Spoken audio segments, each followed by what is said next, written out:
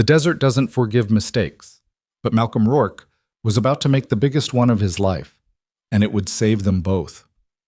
When a starving woman pressed a revolver to his chest and robbed him blind, he didn't fight back. When she collapsed from hunger, he didn't ride away. Instead, he said 5 words that changed everything. "You forgot my last name." This is the story of a desperate mother, 2 stolen children, and the cowboy who broke every rule to make them whole again. Drop a comment with your city below. I want to see how far this story travels. Now, let's begin. The sun was dying over Arizona territory, bleeding crimson across the canyon walls like the land itself had been split open. Malcolm Rourke had seen 1,000 sunsets just like it, each one beautiful, each one indifferent, each one marking another day survived in a place that killed the careless and the kind with equal efficiency. He was neither. Malcolm was methodical. 32 years old, weathered down to sinew and instinct, he'd learned to read the desert the way other men read newspapers. The shift in the wind, the nervous dance of his horse's ears, the way silence could thicken in the air right before something went wrong. And something was definitely wrong.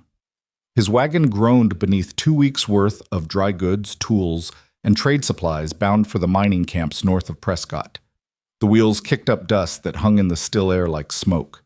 His team, a matched pair of sorrels named Rust and Revenue, had been twitchy for the last mile, heads tossing, nostrils flared. Malcolm's hand drifted to the rifle wedged beside the driver's bench, fingers resting light on the stock. His eyes swept the landscape. Saguaro standing like sentries, Ocotillo reaching skeletal fingers toward the sky, and 1,000 places for a man, or something worse, to hide. The road, if you could call it that, cut through a narrow draw where the cliff face rose steep on the left, and a scatter of boulders and scrub oak crowded the right. Perfect place for an ambush. Malcolm had avoided it twice before, taking the long route around, but this time he was late, and the light was fading, and he'd gambled on speed over caution. Mistake. She stepped out from behind a boulder like a ghost taking shape, thin, dust-covered, swaying slightly on her feet. For a half-second, Malcolm thought she might be a mirage, one of those cruel tricks the desert played on men too long in the sun. Then he saw the revolver. It was an old Navy Colt, too big for her hand, the barrel shaking just enough to make it more dangerous, not less. A scared person with a gun was deadlier than a calm one. Scared people pulled triggers. "Stop right there," her voice cracked on the words, dry as the wind. Malcolm reined in slowly, hands visible, movements deliberate. Rust and Revenue snorted and stamped, but they held. Good horses knew when to be still. "Easy," Malcolm said, though he wasn't sure if he was talking to the horses, the woman, or himself. She took 3 steps closer, and Malcolm got his first real look at her. Mid-20s maybe, though the desert aged people fast. Her dress had once been blue calico, now faded to the color of dust and held together with hope and stitching. Her dark hair hung in a matted braid over one shoulder, but it was her eyes that caught him, dark, hollow, burning with something that went deeper than hunger. Desperation. He'd seen it before. Hell, he'd worn it himself once, a long time ago. "Step down from that wagon." The gun barrel jerked toward the ground. "Slow." Malcolm raised his hands higher and climbed down, boots hitting the hard pan with a soft thud. He kept his movements easy, unthreatening. The rifle stayed where it was. If she wanted him dead, he already would be. "Smart man," she said, but there was no satisfaction in it, just exhaustion. "Been called worse," Malcolm said evenly. She gestured with the Colt. "Back up, 10 steps." He did. She moved toward the wagon, never taking her eyes off him, never lowering the gun. Her free hand grabbed the tailgate for support, and Malcolm saw how badly she was shaking. Not just her hands, all of her. "Food," she said. "You got food in here?" Back left corner, canvas sack, salt pork, hardtack, some dried apples. She hauled herself up into the wagon bed with effort that shouldn't have been necessary for someone her size. Malcolm heard her rummaging, the desperate sound of someone who hadn't eaten in days, maybe longer. When she reappeared, she had the sack clutched to her chest like a child holding a doll. Her eyes were wet. "Money," she said, voice rougher now. "Where is it?" Tin box under the driver's seat. $43 and some change. Get it. Malcolm hesitated. I moved toward the wagon. You're going to get nervous. Nervous people make mistakes. I said, get it. He moved slowly, circling wide, reaching under the bench without taking his eyes off her. His fingers found the tin box, pulled it free. He held it up so she could see it, then set it on the ground halfway between them. Anything else? He asked. She stared at the box like it might bite her. Tools. I need... Her voice broke. She swallowed hard, tried again. I need tools. A hammer. Nails if you got them. Wire. Tool chest is bolted to the right side of the wagon bed. She disappeared again, and Malcolm heard the screech of the chest opening, the clatter of metal on wood. When she climbed down, she could barely hold everything: the food sack, a hammer, a coil of wire, a small cloth bag of nails. The gun was tucked into the rope she was using as a belt, and Malcolm saw his chance. He didn't take it. Instead, he watched her struggle to gather her stolen goods, watched her chest heave with the effort of simply standing, watched the way she kept glancing over her shoulder at the empty desert like something was chasing her. Maybe something was. That everything? Malcolm asked. She looked up at him, surprised by the question, or maybe by the tone. No anger in it, no judgment, just a question. She wavered on her feet, caught herself. Yeah, that's everything. Malcolm nodded slowly. Then he said the words that would change both their lives. You forgot one thing. Her hand went to the gun. What? My last name. She froze, stared at him like he'd spoken in a language she didn't understand. What the hell does that mean? Rourke, Malcolm said quietly. Malcolm Rourke. You're going to want to remember that. Why? Her voice was sharp with suspicion. Because when you come back, when you're ready to stop running, you're going to need to know who to look for. The words hit her like a physical blow. She actually took a step back, the supplies nearly spilling from her arms. I ain't coming back. I ain't... Her voice cracked again. I ain't never seeing you again. Maybe, Malcolm agreed. But if you do, the name's Rourke. Malcolm Rourke. Folks around Sanada know me. Folks around Prescott. You ask for me, someone will know where to find me. Why would I... She stopped, swayed, put one hand to her head. Malcolm saw it happening before she did, the way her knees buckled, the way the color drained from her already pale face. He was moving before she started to fall. He caught her before she hit the ground, supplies scattering across the dirt. The gun slipped from her belt and Malcolm kicked it away, out of reach, out of instinct. But she wasn't fighting. She was barely conscious, her body light as a child's in his arms. Jesus, he muttered. When's the last time you ate? 2 days? 3? Her eyes fluttered open, unfocused. Let me go. In a minute. First you're going to drink some water and not die on me. He carried her to the wagon and set her down in the shade of the tailgate, her back against the wheel. She tried to push him away, but there was no strength in it. Malcolm grabbed his canteen and uncorked it, held it to her lips. Drink, slow. She drank. Too fast at first, choking, water spilling down her chin. Malcolm pulled it back. I said slow. You'll make yourself sick. I'm already sick. But she drank again, slower this time, and some color started to return to her face. Why are you helping me? I just robbed you. Yeah, you did. Malcolm sat back on his heels, studying her. You want to tell me why? That's my business. Fair enough. He glanced at the scattered supplies, the salt pork, the tools, the pitiful handful of coins from the tin box. But I'm guessing you didn't do it for fun. She laughed, a bitter sound with no humor in it. No, not for fun. Malcolm let the silence stretch. He'd learned a long time ago that silence could pull truth out of people better than questions ever could. People didn't like empty air. They filled it. She filled it. I had a daughter and a son, she said finally, voice flat. Mara and Finn, 7 and 5 years old. Had. Malcolm felt something cold settle in his chest. Had? Not dead. She said it quickly, desperately, like she needed him to know. Not dead. Taken. Sold. The cold spread. Sold. I was working for a woman in Tucson, Mrs. Harriet Bledstone, boarding house. She said she'd watch them while I worked, keep them fed and safe. Her hands clenched into fists. I trusted her. I thought, she seemed kind. She talked about her own children, how they'd grown up and moved away. I thought my babies would be safe. Malcolm already knew where this was going.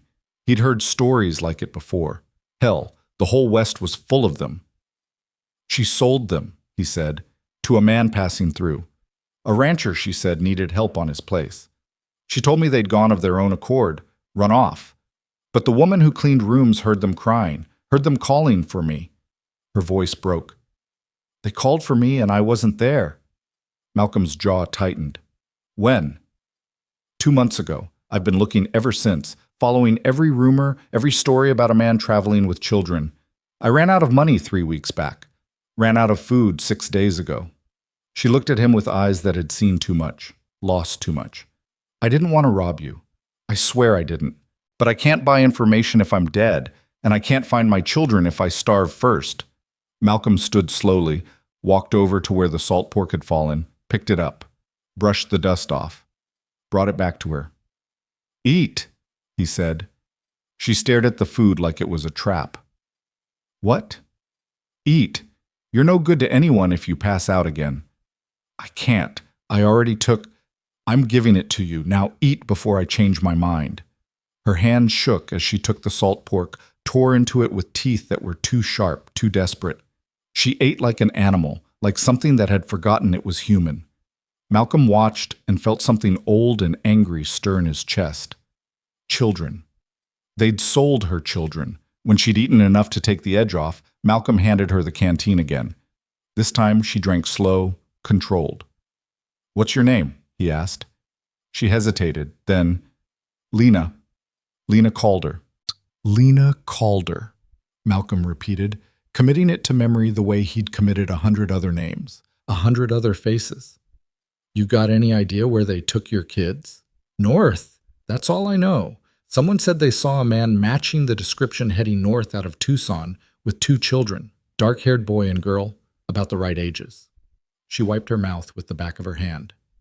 Could be them. Could be someone else's tragedy. Could be, Malcolm agreed. He was quiet for a moment, thinking. Then he made a decision that went against every rule of survival he'd ever learned. I'm headed north, running supplies to the mining camps around Prescott, then up toward Flagstaff. You want to ride along, you can. Lena's head snapped up. What? You heard me. I could use help with the team, someone to watch the back trail, and if we're both heading north anyway, might as well save your feet. Why would you do that? I robbed you. Yeah, Malcolm said. You did. But you also could have shot me and didn't. And I've done things I ain't proud of when I was desperate. He met her eyes. Everyone deserves a second chance, even people who pull guns on strangers. She was quiet for a long time, searching his face for the trap, the lie, the thing he wanted from her. Malcolm let her look. He had nothing to hide. Finally, she said, I don't have anything to pay you with. Didn't ask you to pay. Men always want something. Yeah, well, I'm not most men. Malcolm stood, offered her his hand. What do you say, Lena Calder? You want to keep walking until your feet bleed, or you want to ride north and see if we can find your kids? She looked at his hand for a long moment. Then slowly, she reached up and took it. Her grip was weak, but it was there. Malcolm pulled her to her feet. There's blankets in the back, he said, and more food. You eat what you need, drink what you want, and get some rest. We'll start fresh in the morning. Just like that? Her voice was thick with suspicion and something else, something that might have been hope. Just like that. Malcolm gathered up the scattered supplies, loaded them back into the wagon, the tin box with his money, the tools, the food, all of it. He didn't count what was missing, didn't matter. Lena watched him work, still wary, still waiting for the other boot to drop. It didn't. When everything was secured, Malcolm climbed up onto the driver's bench and looked back at her. You coming or not? She climbed up beside him, moving like every bone hurt.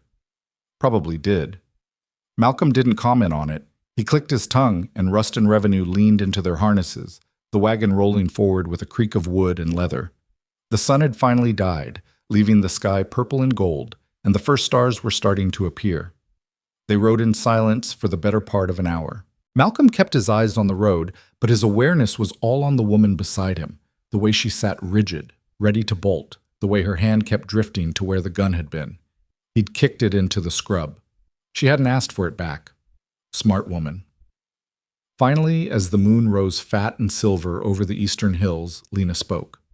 "Why'd you say that? About your last name?" Malcolm was quiet for a moment, then, "My father was a drunk and a bastard, and my mother died when I was 12. I spent the next 5 years doing whatever I had to do to survive. Some of it legal, most of it not." He glanced at her.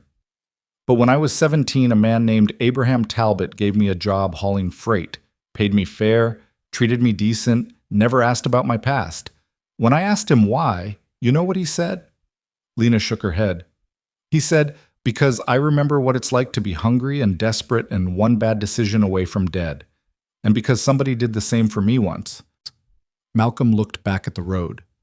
He said, "Someday, when you got the means, you pass it on. You remember your last name means something, and you make sure other people remember it for the right reasons. So Rourke means something." "It does to me." Malcolm's voice was quiet but firm.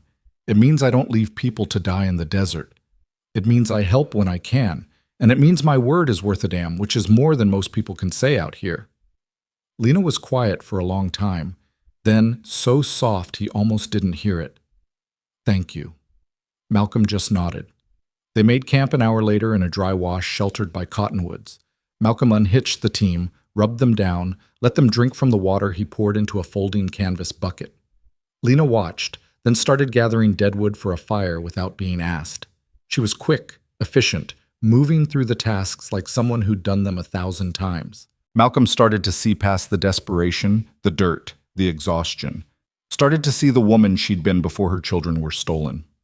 Strong, capable, fierce, good. He built the fire while she laid out the bedrolls, one for each of them, a respectful distance apart. Malcolm noticed and appreciated it. Trust was earned, not assumed. They ate in silence. More salt pork, hardtack softened in coffee, some of the dried apples. Lena ate slowly this time, like she was remembering how, like she was human again instead of just a thing that survived. When the food was gone and the fire had burned down to coals, Malcolm leaned back against his saddle and looked up at the stars.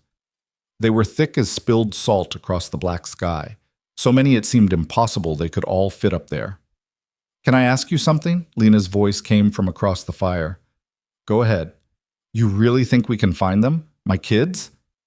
Malcolm considered lying, considered telling her what she wanted to hear, but Abraham Talbot had taught him better than that.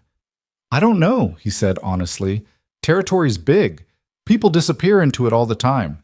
But I know this, you got a better chance with help than without it. And I know you're not going to quit looking, so you might as well have someone watching your back while you do."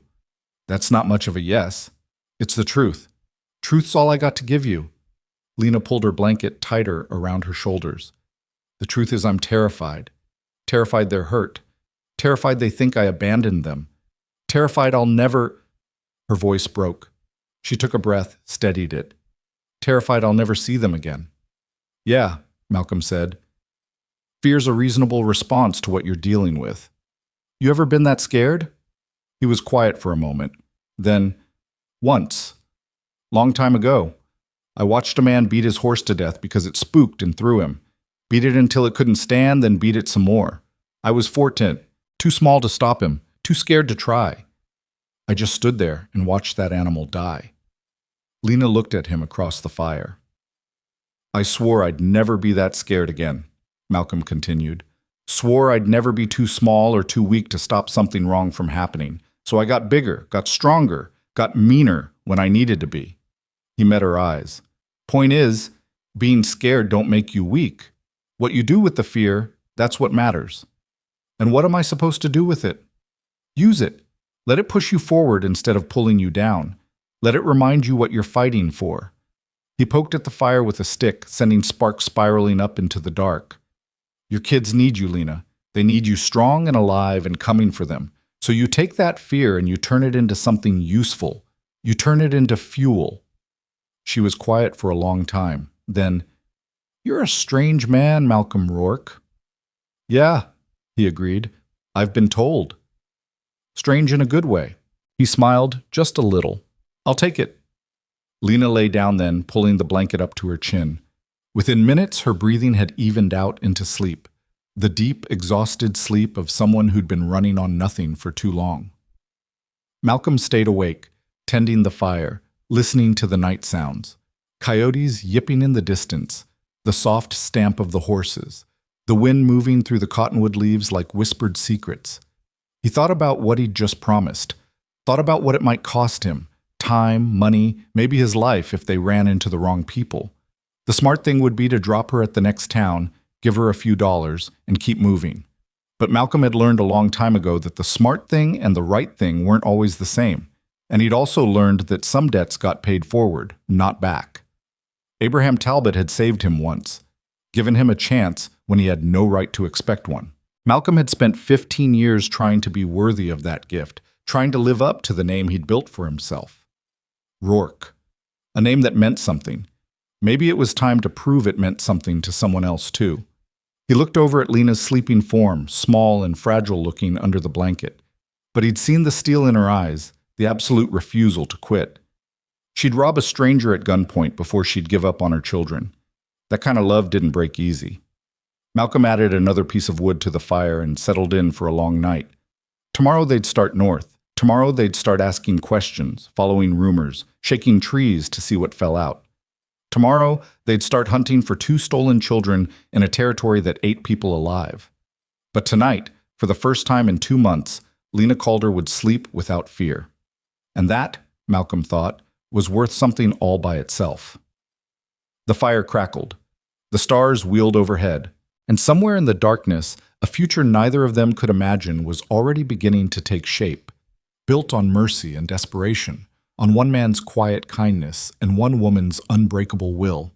They didn't know it yet, but the desert knew. The desert always knew. The dawn came soft and pink, painting the desert in shades of rose and gold. Malcolm woke to the sound of movement, quiet, careful, the kind of sound someone made when they were trying not to wake another person. He kept his eyes closed, his breathing steady, his hand near the knife he kept tucked in his boot. Old habits. Through slitted eyelids, he watched Lena crouch by the remnants of the fire, coaxing it back to life with small sticks and dry grass. Her movements were practiced, efficient. She'd done this before, probably 1,000 times. Probably taught her children how to do it too. The thought of those children, Mara and Finn, 7 and 5, stolen and sold like livestock, made something dark and angry coil in Malcolm's chest. He'd seen a lot of cruelty in his 32 years, but there was something particularly vile about people who traded in children. When the fire was crackling and Lena had coffee brewing in the battered pot Malcolm kept strapped to his saddle, he sat up and stretched, making enough noise to announce he was awake. "Morning," he said. Lena startled slightly, then relaxed when she saw him. "Morning. Hope you don't mind. I found the coffee in your supplies." "Mind? Woman builds me a fire and makes coffee. I'm not fool enough to complain." Malcolm stood, worked the kinks out of his back. Sleeping on the ground got harder every year. "How'd you sleep?" "Better than I have in weeks." She poured coffee into 2 tin cups, handed him one. "Thank you, for last night, for all of it." Malcolm took the coffee, wrapped his hands around the warmth. The desert morning was cold, the heat of the day still hours away. "You already thanked me. Don't need to keep doing it. Still feels like I should." "Then put that energy into helping me get this camp broken down. We got miles to cover." They worked together in comfortable silence, falling into a rhythm that felt strangely natural. Lena rolled the bedrolls while Malcolm saw to the horses. She packed the cooking gear while he hitched the team. Within an hour, they were rolling north again, the sun climbing higher, burning off the morning chill. The road, such as it was, followed a dry creek bed through country that got progressively rougher. Red rock gave way to scattered pine, and the air smelled of dust and sage and something green and alive that Malcolm couldn't quite name. Lena sat beside him on the bench, her eyes scanning the landscape with the intensity of someone who'd been looking for something so long they couldn't stop even if they wanted to. "Tell me about them," Malcolm said after a while. "Your kids." Lena glanced at him, surprised. "Why?" "Because if we're going to find them, I need to know who we're looking for, and because talking might help pass the time." She was quiet for a moment, her fingers worrying at a loose thread on her dress. Then she started talking, and once she started, the words came like water from a broken dam. "Mara's the oldest, 7 years old, born in the spring during a thunderstorm so fierce I thought the world was ending. She came into the world screaming, and she hasn't stopped fighting since." Lena's voice softened with memory. "She's got dark hair like mine, dark eyes, and a stubborn streak a mile wide. Smart, too. Too smart for her own good sometimes. She taught herself to read from an old Bible I found at a church sale. 7 years old and reading already, that's something. She read it to Finn every night before bed, made up voices for all the characters, acted out the stories, made him laugh even when we had nothing to eat but cornmeal mush." Lena's hands clenched in her lap. "Finn's the gentle one, 5 years old, blonde hair from his father, blue eyes, and a smile that could light up a room. He loved animals. Couldn't walk past a dog or a cat or even a lizard without stopping to talk to it." Malcolm heard the past tense, heard the way she was talking about her children like they were gone, and he understood it was the only way she could bear to speak of them at all. "He sounds like a good boy." "He is. They both are." Lena's voice cracked. "They're good children, and they didn't deserve this. They didn't deserve any of it." "No," Malcolm agreed quietly. "They didn't." They rode in silence for a while. The only sounds, the creak of the wagon, the steady clop of hooves, and the wind moving through the pines. Malcolm was thinking about the best way to start asking questions when they reached the next town when Lena spoke again. "What about you? You got family." "Not anymore. Parents are dead. No siblings. No wife." He glanced at her. "Just me and the road." "That's lonely." "Sometimes. But it's also simple. No one depending on me, no one I can disappoint." "Sounds like someone hurt you once." Malcolm's jaw tightened slightly. "Sounds like you're perceptive." "What happened?" He was quiet for long enough that Lena probably thought he wasn't going to answer. Then, "I was engaged once, girl named Sarah. Pretty, smart, came from a good family. We were going to get married, buy a little farm, raise horses." He paused. "Then she met a banker who could give her a big house in town and a life that didn't involve dirt under her fingernails. Can't say I blame her. She made the smart choice." "But it hurt anyway." "Yeah, it hurt anyway." Malcolm shook his head. "That was 10 years ago. I've had time to make peace with it." "Have you?" "Mostly." He looked at her. "You ask a lot of questions for someone who tried to rob me yesterday." "You help a lot for someone who got robbed." Malcolm smiled despite himself. "Guess we're both a little strange that way." "Guess so." They reached the town of Cedar Springs around midday, a collection of weathered buildings clinging to existence in a landscape that seemed determined to scour them away. Malcolm pulled the wagon up in front of the general store, set the brake, and climbed down. "Wait here," he said to Lena. "I need to check on a delivery, then we can ask around about your kids." But Lena was already climbing down after him. "I'm not sitting in a wagon while you do the work." "Lena, I've been looking for 2 months, Malcolm. I'm not sitting anywhere." He saw the set of her jaw, the fire in her eyes, and knew there was no point in arguing. "Fine. But let me do the talking first. People get nervous when strangers start asking questions about children." They went into the store together, and Malcolm was immediately struck by how different Lena looked in the light of day, cleaned up and fed and rested. She still wore the same worn dress, still had the same exhaustion in her eyes, but there was something else there now too. Hope. Dangerous thing, hope. It could keep you alive or get you killed depending on how you used it. The store owner, a barrel-chested man named Dutch Henderson, greeted Malcolm with the easy familiarity of someone who'd done business with him before. "Rourke, didn't expect you for another week.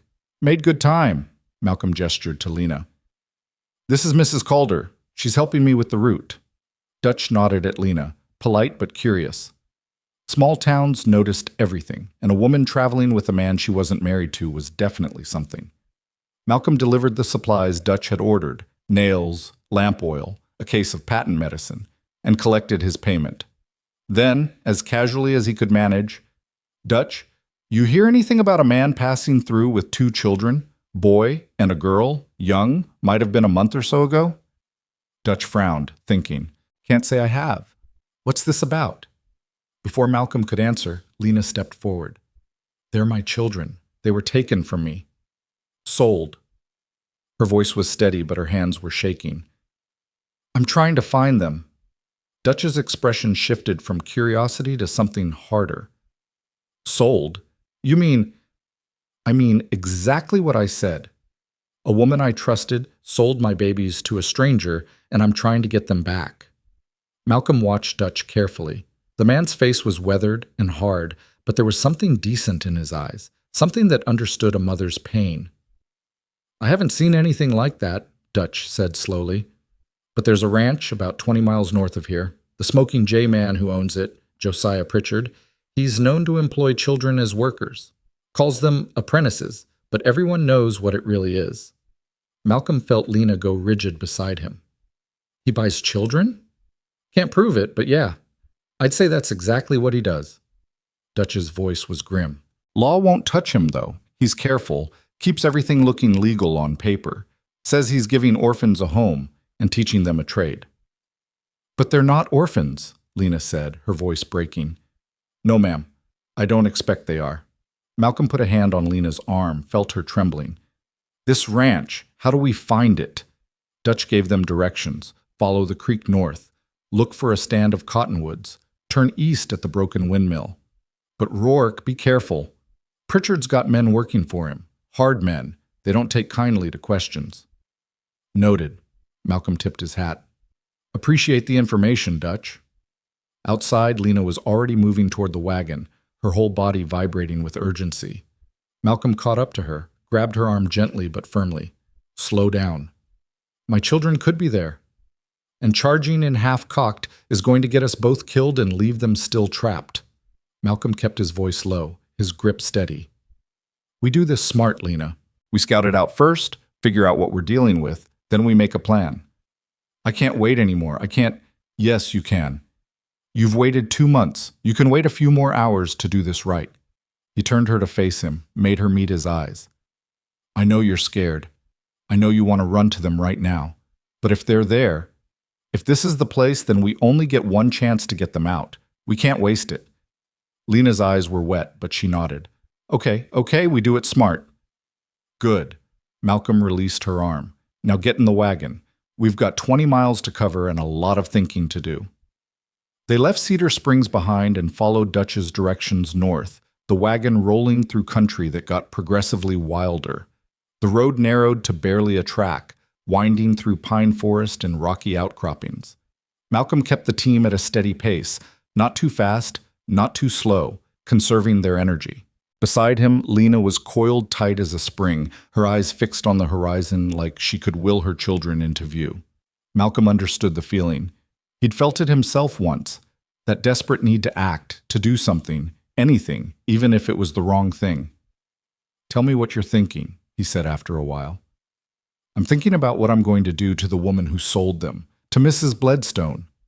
Lena's voice was flat, cold. "I'm thinking about all the ways I could hurt her." "That's natural." "Is it?"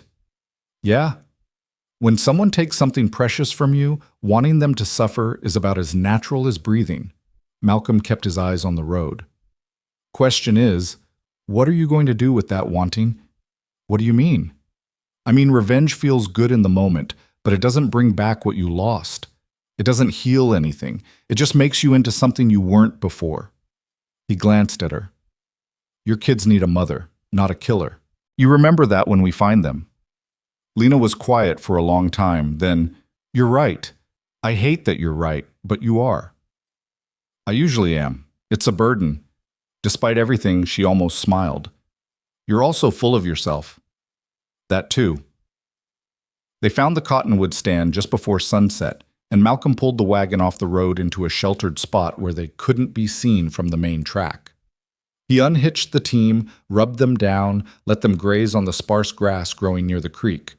Lena was pacing, her energy too big for her body, looking like she might fly apart at any moment. "We should go now," she said, "before dark."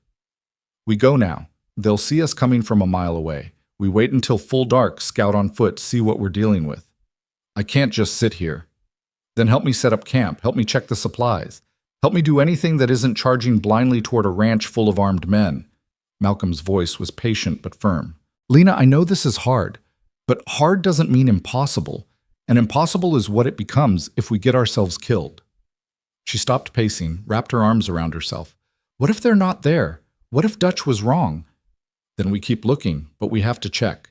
And if they are there, then we figure out how to get them out without anyone getting hurt, especially not two children who've been through enough already." Lena nodded slowly, some of the manic energy draining out of her. "I'm sorry, every minute feels like a year. Every hour they're gone feels like I'm failing them." Malcolm walked over to her, put his hands on her shoulders. "You're not failing them. You're here. You're fighting. You didn't give up even when you had nothing left. That's not failure, Lena. That's love." Her eyes filled with tears. "What if I can't get them back? What if—" "We'll cross that bridge when we come to it. Right now we focus on what we can control. And what we can control is how prepared we are when we go in there." He squeezed her shoulders gently, then let go. "Trust me? I don't know why, but yeah, I trust you." "Good. Then trust me when I say we're going to do everything we can to bring your children home." They made camp as the sun died behind the western peaks, turning the sky the color of blood and fire.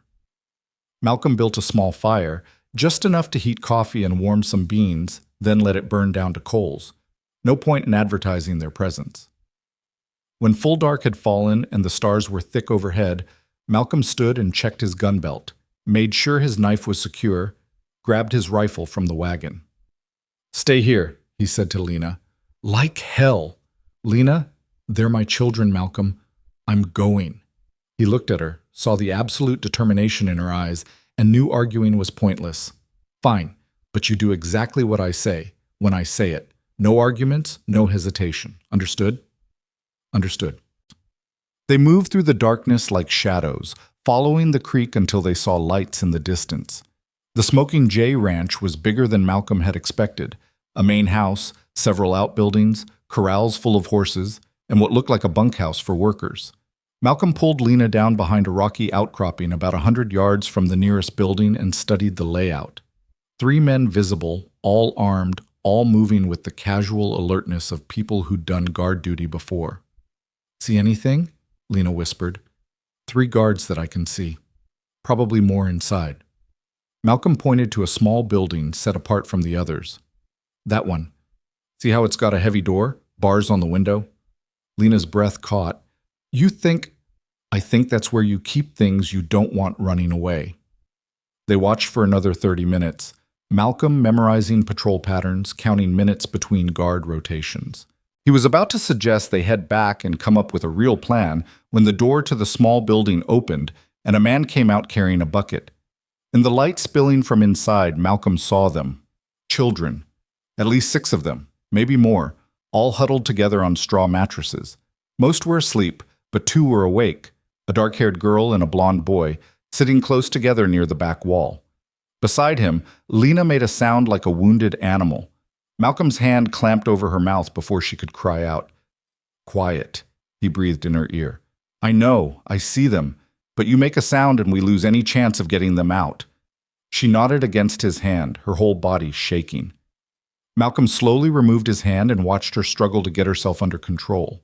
Watched her be a mother who had to choose between running to her children and doing what was smart. It was one of the hardest things he'd ever witnessed. The man with the bucket went back inside, closed the door, locked it from the outside.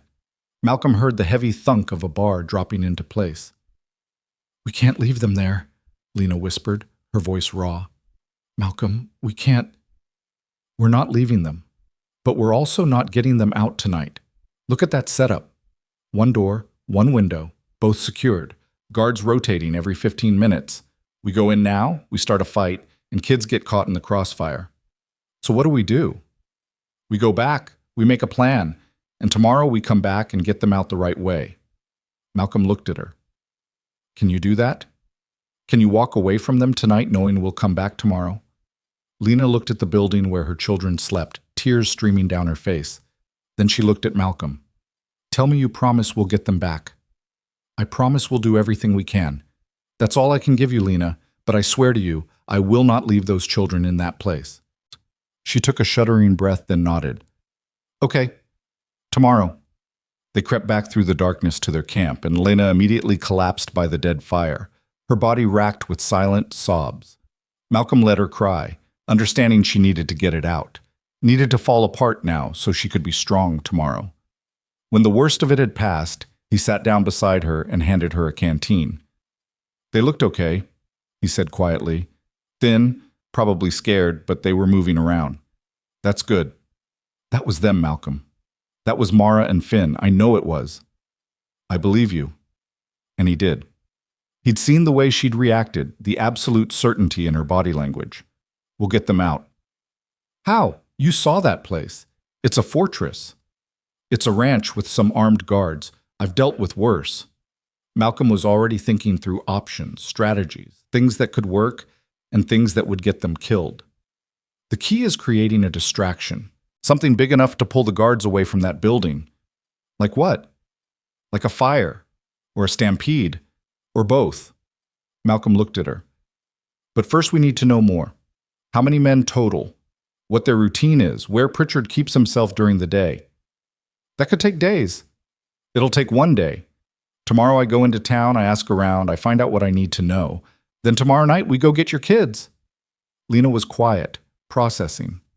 Then, why are you doing this? Really, you could have left me in the desert, could have dropped me in Cedar Springs, could have told me you'd done enough.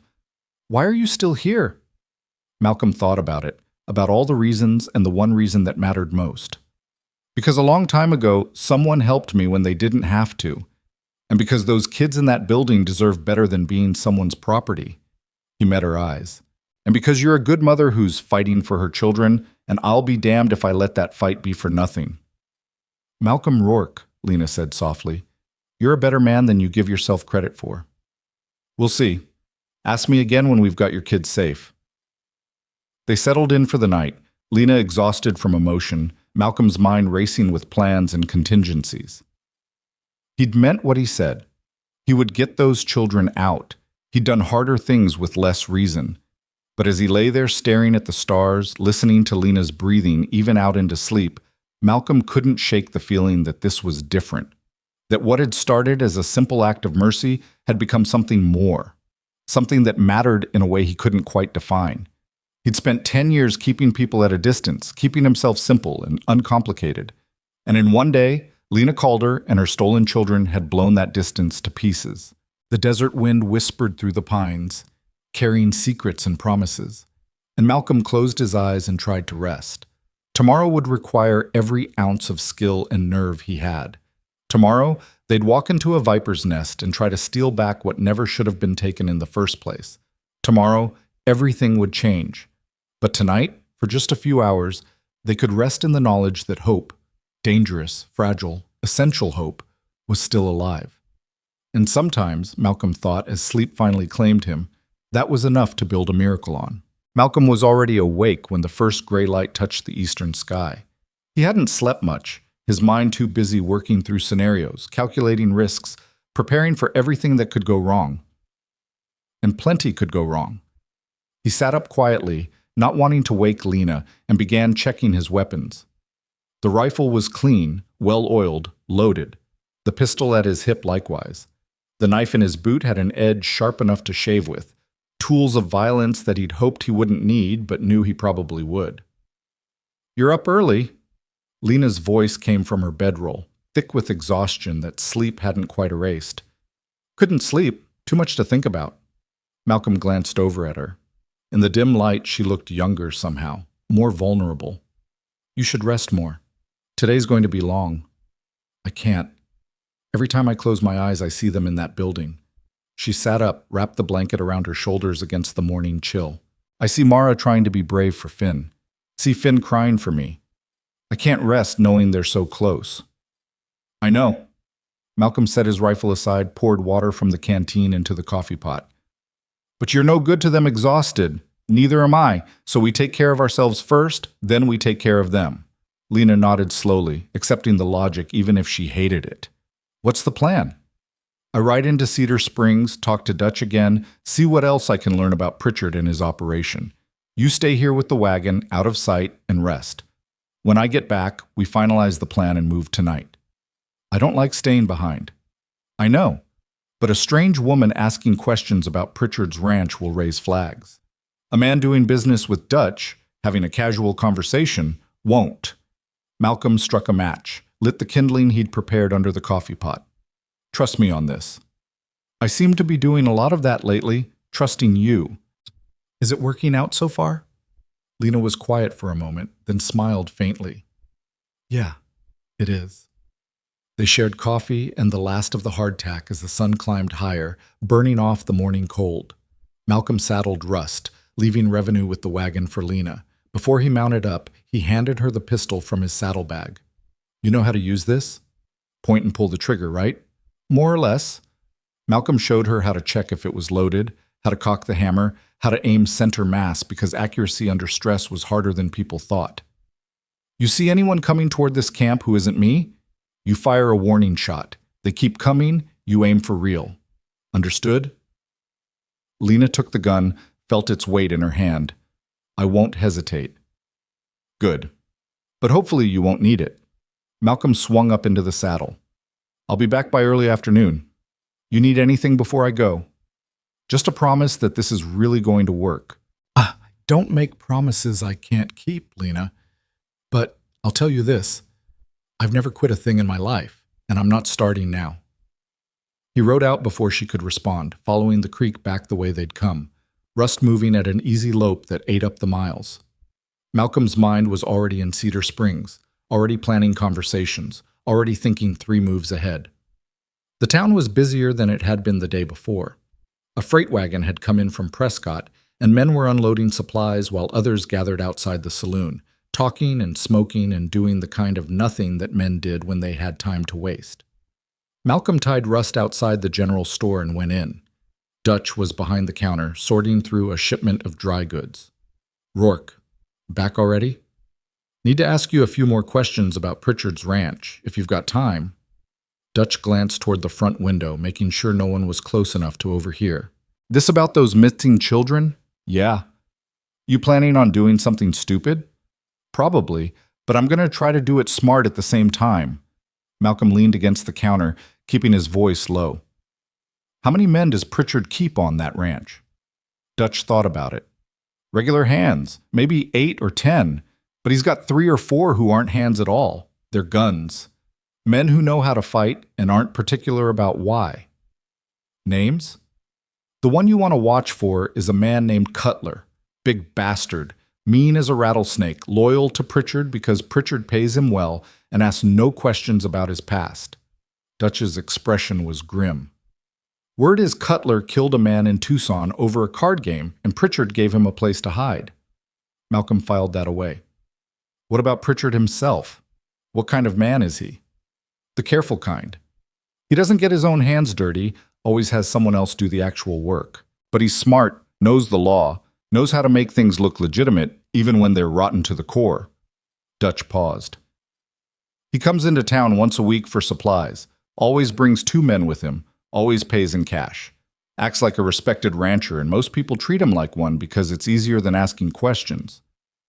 When's he due back in town? Not until Saturday, 3 days from now. 3 days they didn't have. Malcolm's jaw tightened slightly. What about the children? Anyone in town ever see them? Once in a while. Pritchard claims they're orphans he's training, teaching them ranch work so they can make their own way in the world. Says he's doing charity work. Dutch's voice hardened. But the kids I've seen look scared. Look like they're one wrong word away from a beating. The dark thing in Malcolm's chest coiled tighter. The building where he keeps them. You know anything about it? Used to be a smokehouse before Pritchard converted it. Heavy door, bars on the window like you probably saw. Keeps it locked at night, supervised during the day. Dutch looked at Malcolm hard. You're really going to try to get those kids out, aren't you? Yeah, I am. That's likely to get you killed. A lot of things in life are likely to get you killed. Doesn't mean you don't do them. Malcolm straightened up. I need one more thing. You got any lamp oil you can spare? Extra quantity. Dutch's eyes narrowed. What are you planning? Best you don't know. That way, when people ask questions, you can honestly say you don't have answers. Rourke, I'll pay you fair price for the oil, Dutch, and I'll make sure your name doesn't come into it. Malcolm met his eyes. But those kids need help, and I'm the only one standing between them and whatever hell they're living in. So I'm asking, will you sell me lamp oil or not? Dutch was quiet for a long moment. Then he sighed, walked to the back room, and returned with 4 large bottles of lamp oil. No charge, and I never saw you today. Appreciate it. Malcolm took the bottles, tucked them carefully into his saddlebags. You're a good man, Dutch. Good men don't last long in this territory, but I sleep better knowing I helped than I would knowing I didn't. Dutch extended his hand and Malcolm shook it. You get those kids out safe, you hear me? Don't make me regret this. I'll do my best. Malcolm left the store and was untying Rust when a voice called out from across the street. You there, stranger? Malcolm turned slowly. 3 men were standing in front of the saloon, and even from a distance Malcolm recognized the type. Hard men. Men who wore guns like other people wore hats, casual and necessary. The one who'd called out was tall, broad-shouldered, with a scar running from his left eyebrow to his jawline. Cutler. Had to be. You talking to me? Malcolm kept his voice neutral, his hand near but not on his gun. Don't see any other strangers around. Cutler walked forward, his companions spreading out slightly, flanking positions. Heard you were asking questions about Mr. Pritchard's ranch. Word traveled fast in small towns. Malcolm should have expected it. Just making conversation. I'm a freighter, always interested in who's buying what. That's so.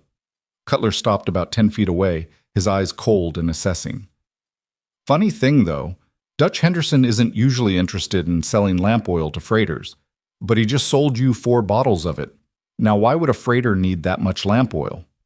Malcolm's mind raced, calculating distances, counting enemies, planning moves. 3 against 1, all armed, all experienced. Not good odds. But he'd faced worse. Delivering it to a mining camp up north. They use it for their tunnels. The lie came easy, smooth. Not that it's any of your business, but see, I think it is my business. I think you're lying, and I think you're planning something stupid involving Mr. Pritchard's property. Cutler's hand moved to his gun, not drawing, just resting, a promise. We don't take kindly to thieves around here. Good thing I'm not one then. Malcolm kept his body relaxed, his breathing steady. Fear was useful, but panic would get him killed. Now, if you'll excuse me, I've got deliveries to make. He started to turn toward Rust when Cutler spoke again, voice hard as iron. You go near that ranch, stranger. You won't walk away. Mr. Pritchard protects what's his. Malcolm stopped, turned back slowly. When he spoke, his voice was quiet, but carried the weight of absolute certainty. Those children aren't his. They're stolen property being returned to their rightful owner, and I don't care how many guns he's got or how mean his dogs are. I'm taking them home. The street went silent. Even the men loading the freight wagon stopped to watch. Cutler's face darkened. You just signed your death warrant. Maybe, but at least I'll die doing something that matters. Malcolm swung up into the saddle, his movements deliberate, controlled. Tell Pritchard if he wants to talk about it, I'll be at his ranch tonight. He can bring all the guns he wants. Won't change how this ends. He rode out of Cedar Springs at a walk, his back to 3 armed men, every muscle tensed and waiting for the bullet he half expected to feel punch between his shoulder blades. But it didn't come. Either they weren't ready to commit murder in front of witnesses, or they wanted to wait until they had the advantage. Malcolm would make sure they never got it. He pushed Rust harder on the way back, the horse sensing his urgency and responding with speed. By the time he reached the camp, the sun was directly overhead, and Lena was pacing like a caged animal. What happened? You're back earlier than I expected. Malcolm dismounted, started unloading the lamp oil from his saddlebags. Change of plans. Pritchard's men know we're coming. We moved tonight like we planned, but we're going to have company. Lena went pale. How did they? Small town, big ears. Doesn't matter how they found out, just matters what we do about it. Malcolm set the bottles down carefully, started checking his weapons again. Here's what's going to happen. Around midnight, I'm going to create a distraction big enough to pull every man on that ranch to the north side of the property. While they're dealing with that, you're going to get to that smokehouse, get the children out, and get them to the wagon. By myself? By yourself. Because I'll be busy making sure none of those men can follow you. Malcolm looked at her, his expression serious. Lena, I need you to understand something. This is going to get violent. People are probably going to get hurt. And I need you to be okay with that because your children's lives depend on you not hesitating. I won't hesitate. Her voice was steady. What do you need me to do? For the next several hours, Malcolm laid out the plan in detail. He showed her the route from the smokehouse to the wagon, made her repeat it back to him 3 times. He explained how to pick the lock on the door, a skill he'd learned during his less respectable years, and made her practice on the lockbox from his supplies until she could do it quickly and quietly. He showed her how to move silently, how to use shadows, how to avoid being seen even when people were looking. All the skills he'd picked up in 32 years of surviving in places that didn't forgive mistakes. And Lena, desperate and determined and absolutely focused, absorbed every word like her life depended on it. Because it did. Her children's lives depended on it. As the sun began to set, painting the sky in shades of orange and purple, Malcolm started preparing the distraction. He took the 4 bottles of lamp oil, several lengths of rope, and some old rags and created what amounted to primitive firebombs. You're going to burn down his ranch, Lena said, watching him work. Part of it, anyway. The hay barn specifically. It's far enough from the main buildings that no one should get hurt, close enough to create chaos. Malcolm soaked another rag in oil, stuffed it into a bottle. Fire spreads fast in dry country. They'll have to fight it or lose everything. That's when you move. And you? What happens to you while I'm getting the children? I'll be making sure no one follows you. Then I'll circle back, meet you at the wagon, and we'll ride hard for Cedar Springs.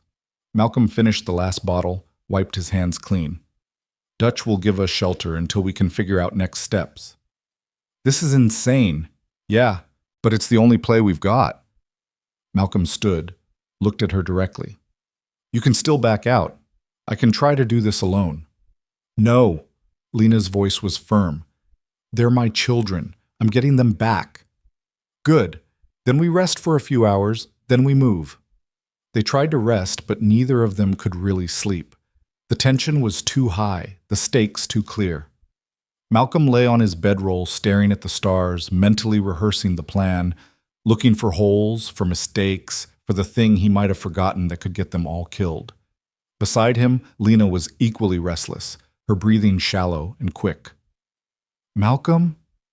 Her voice cut through the darkness. Yeah? If something goes wrong, if I don't make it, promise me you'll still get them out. Promise me you won't leave them there. Nothing's going wrong.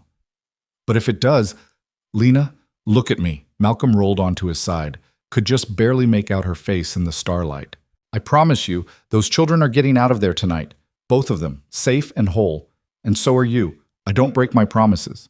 You can't know that. No. But I believe it. And right now, belief is all we've got to work with. He reached out, found her hand in the darkness, squeezed it once. We're going to do this. Together. And tomorrow, you're going to wake up with your children beside you. You hear me? Her hand squeezed back, trembling but strong. I hear you. They stayed like that for a moment, 2 people in the darkness holding on to hope with both hands. Then Malcolm released her hand and stood up. It's time. They moved through the night like ghosts, Malcolm carrying the firebombs in a canvas sack, Lena carrying nothing but her determination and the lockpicks Malcolm had given her. The ranch was quiet when they reached it, just a few lights burning in the bunkhouse and main house. Malcolm positioned Lena behind the same rocky outcropping where they'd watched the night before, close enough to reach the smokehouse quickly, far enough to stay hidden. Remember the plan, he whispered. Wait for the fire. When you see everyone running toward it, you move. Get to the smokehouse. Get the door open. Get the kids. Get back to the wagon. Don't wait for me. If I'm not there by dawn, you ride for Cedar Springs and you don't look back. Malcolm, don't argue. Those children need their mother more than they need me. He touched her shoulder briefly. I'll see you at the wagon. Then he was gone, moving through the shadows toward the hay barn on the north side of the property. Malcolm counted guards, 4 visible, probably 2 more inside, and calculated timing. He needed to give Lena enough chaos to move, but not so much that innocent people died. It was a fine line. He reached the hay barn without being spotted, found the door unlocked, slipped inside. The smell of dried grass and horse sweat was thick in the air. Perfect kindling. Malcolm pulled out the first bottle, lit the rag with a match, and threw it into the far corner. The bottle shattered, and flame bloomed instantly, spreading across the dry hay like it was hungry. He lit and threw the second bottle, then the third, spacing them out to ensure the fire would spread fast and hot. The fourth bottle he saved. By the time he slipped back outside, the barn was already roaring with flame, and someone was shouting an alarm. Men poured out of the bunkhouse, some still pulling on pants, all of them running toward the fire. Malcolm waited until he saw Cutler emerge from the main house. Then he stepped out of the shadows where the man could see him. "Hey, Cutler! Looking for me?" Cutler's head whipped around, his hand going for his gun. Malcolm threw the fourth bottle at his feet and it exploded in a wash of flame, forcing the big man to leap backward. "You son of a—" But Malcolm was already running, drawing Cutler and 2 other men away from the chaos, away from the smokehouse, away from Lena. He heard gunfire behind him, felt a bullet whip past his ear close enough to feel the heat, and kept running. He led them on a chase through the darkness, using every rock and tree for cover, firing back when he could, always moving, always staying ahead.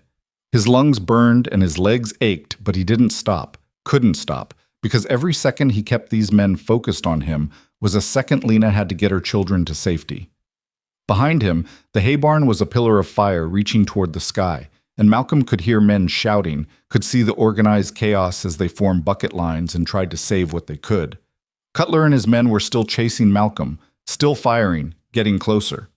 Malcolm ducked behind a boulder, fired twice, heard one man cry out and fall. 2 left. He ran again, his path circling back toward where he'd left Rust tied and hidden. If he could reach the horse, he could outrun them, could make it back to the wagon where hopefully Lena and the children would be waiting. A bullet hit the ground inches from his foot, and Malcolm dove behind a fallen log, rolled, came up firing. His shot took the second man in the shoulder, and he went down hard. Just Cutler now. Malcolm reloaded as he ran, his fingers working on muscle memory alone. He could hear Cutler behind him, closer now, the big man's breathing harsh and angry in the night air. "You're dead, stranger! You hear me? Dead!" Malcolm burst into the clearing where he'd left Rust, and the horse whinnied, nervous from the gunfire and smoke. Malcolm was reaching for the saddle when something slammed into his back and drove him to the ground. Cutler. They went down together in a tangle of limbs and fury, and Malcolm's rifle went flying.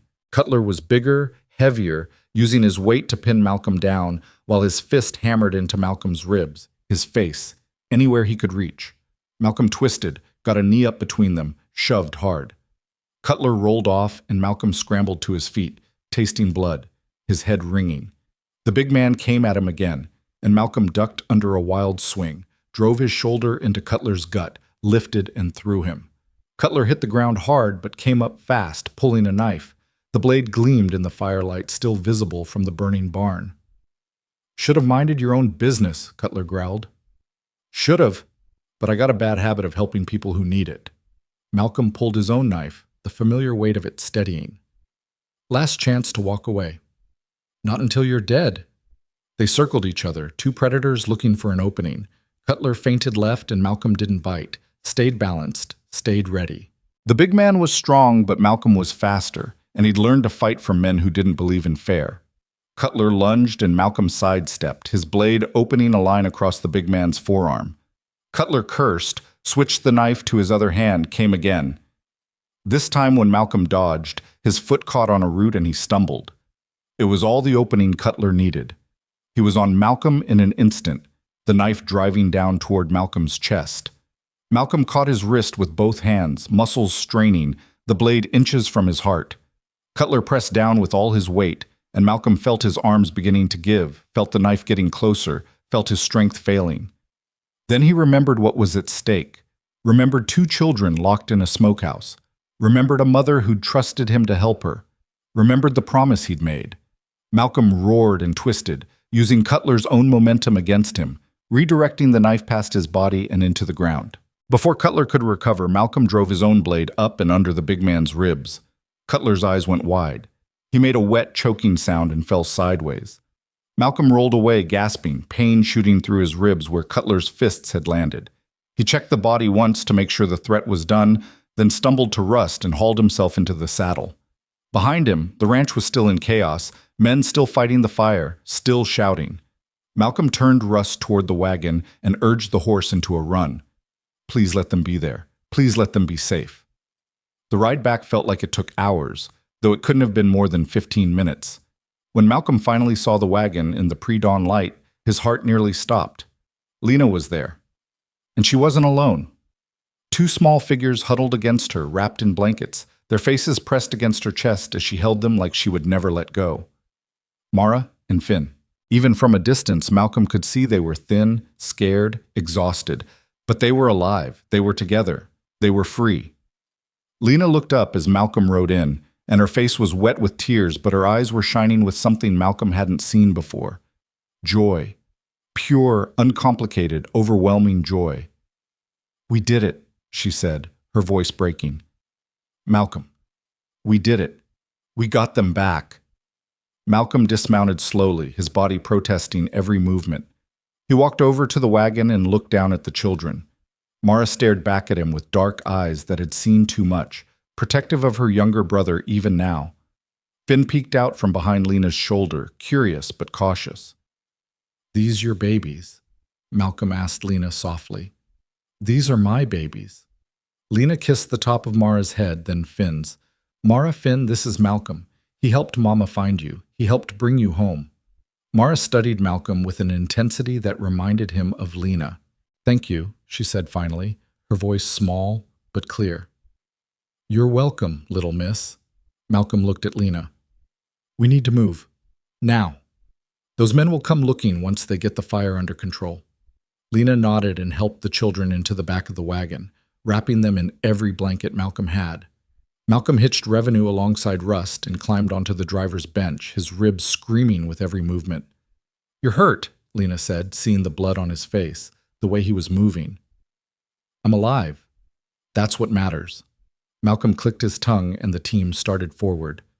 "We'll be in Cedar Springs by full light. Dutch will help us figure out the next steps." As the wagon rolled through the darkness, leaving the burning ranch behind, Malcolm heard soft voices from the back. Lena talking to her children, reassuring them, telling them they were safe now, telling them Mama was here and would never let them go again. And Finn's small voice, full of wonder and relief. "I knew you'd come, Mama. I told Mara you'd come find us." "Of course I came, baby. Of course Mama came." Malcolm kept his eyes on the road ahead, his hands steady on the reins, and let himself feel something he hadn't felt in a very long time. Pride. Not in himself, but in what they'd accomplished together. In the fact that 2 stolen children were going home. In the fact that love and determination and a little bit of courage had been enough to beat back the darkness, at least for tonight. The sun was rising when they finally reached Cedar Springs, painting the sky in shades of pink and gold. Dutch was already awake, sweeping the porch in front of his store. When he saw Malcolm's wagon roll in with Lena and 2 children in the back, he set down his broom and nodded once. Some things didn't need words. Dutch took one look at Malcolm's battered face, and the 2 frightened children huddled in the wagon bed and jerked his head toward the back of his store. No questions, no hesitation, just the quiet efficiency of a man who understood when to help and when to stay silent. "Bring them inside. Back room's got a cot and some space. You can rest there until we figure things out." Malcolm helped Lena and the children down from the wagon, while Dutch quickly unhitched the team and led them to a small stable behind the store. The street was still mostly empty, just a few early risers heading to their work, but Malcolm knew that wouldn't last. Small towns woke up fast, and news traveled faster. Inside the back room, Lena settled the children on the cot, wrapping them in blankets Dutch provided. Mara sat with her arm around Finn, both of them silent and watchful, their eyes tracking every movement Malcolm and Dutch made. "You hungry?" Dutch asked the children gently. "I've got some bread and honey, maybe some milk." Mara looked at Lena, waiting for permission. The gesture broke Malcolm's heart a little. The way she'd learned not to trust anyone, not even simple kindness. "It's okay, sweetheart," Lena said softly. "You can eat. You're safe now." Dutch brought food and the children ate slowly at first, then faster as their bodies remembered what hunger felt like and demanded more. Malcolm watched them, seeing the dirt under their fingernails, the bruises on their arms, the way they flinched at sudden sounds. 2 months. 2 months of whatever hell Pritchard had put them through. "Let me look at that face," Dutch said to Malcolm, pulling out a basin of water and some clean rags. "You look like you got stomped by a mule." "Feels like it too." Malcolm sat down heavily, letting Dutch clean the blood from his face. His ribs were screaming, his knuckles were split, and he was pretty sure he'd cracked something in his left hand. But he was alive, and the children were safe. That was enough. Lena sat with Mara and Finn, holding their hands, stroking their hair, murmuring soft reassurances. Malcolm could see the questions in her eyes, questions about what had happened to them, about who had hurt them, about things she probably didn't want to know, but needed to.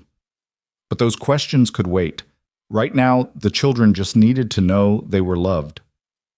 "Pritchard's going to come looking," Dutch said quietly, dabbing at a cut above Malcolm's eye. "He's not the kind of man who lets things go." "I know, that's why we can't stay long."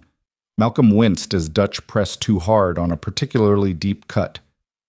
"Few hours to rest, then we need to move." "I'm thinking Prescott. Bigger town, easier to disappear." "Prescott's 3 days' ride from here." "You really think you can make it that far before Pritchard catches up?" "Don't have much choice. Staying here puts you at risk, and I won't do that to you." Malcolm looked over at Lena and the children. "Besides, those kids need a doctor, need proper food, proper rest. They need more than we can give them hiding in the back of a general store."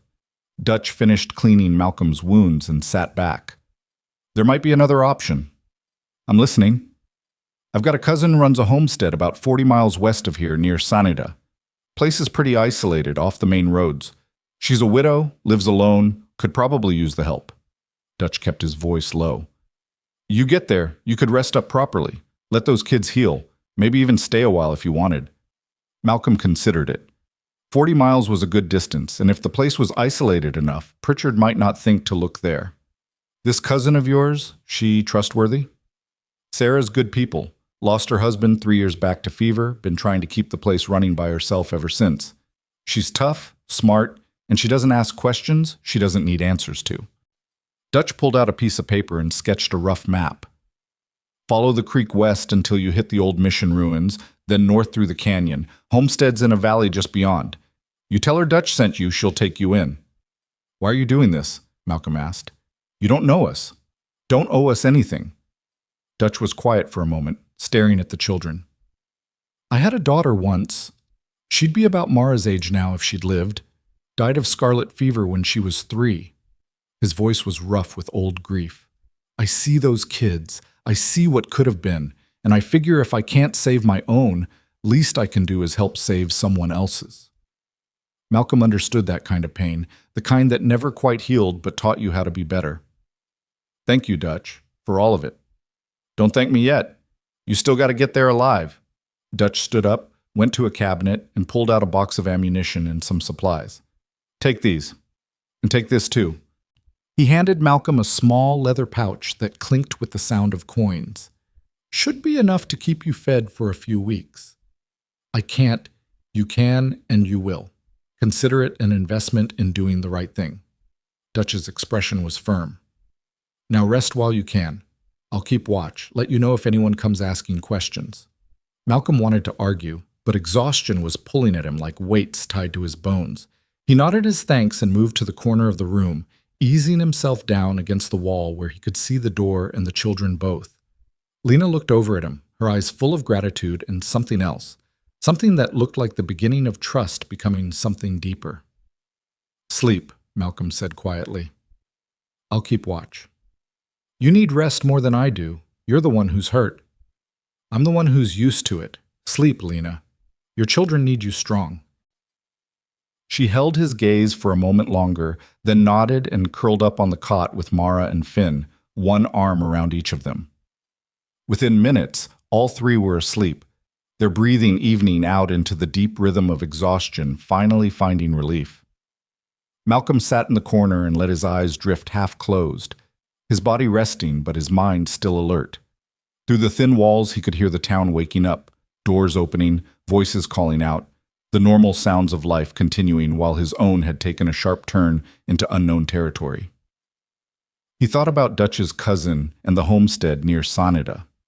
Thought about what it would mean to stay in one place for more than a few days, to put down roots however temporary.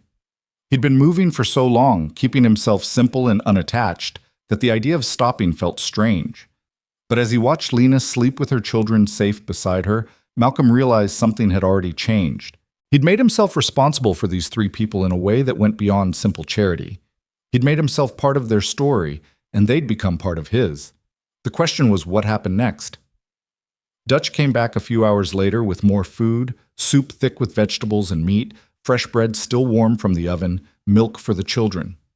Lena woke when she smelled the food, and the children followed, drawn by hunger that was starting to feel normal again instead of desperate. They ate together in the back room, Mara and Finn slowly relaxing as their stomachs filled and the warmth of safety began to seep into their bones. Finn even smiled once, a small quick thing that disappeared as fast as it came, but Lena saw it, and her eyes filled with tears. "Mama, why are you crying?" Finn asked, his voice worried. "Happy tears, baby. Just happy tears because you're here and you're safe." Lena pulled him close, kissed the top of his head. "Mama's so happy."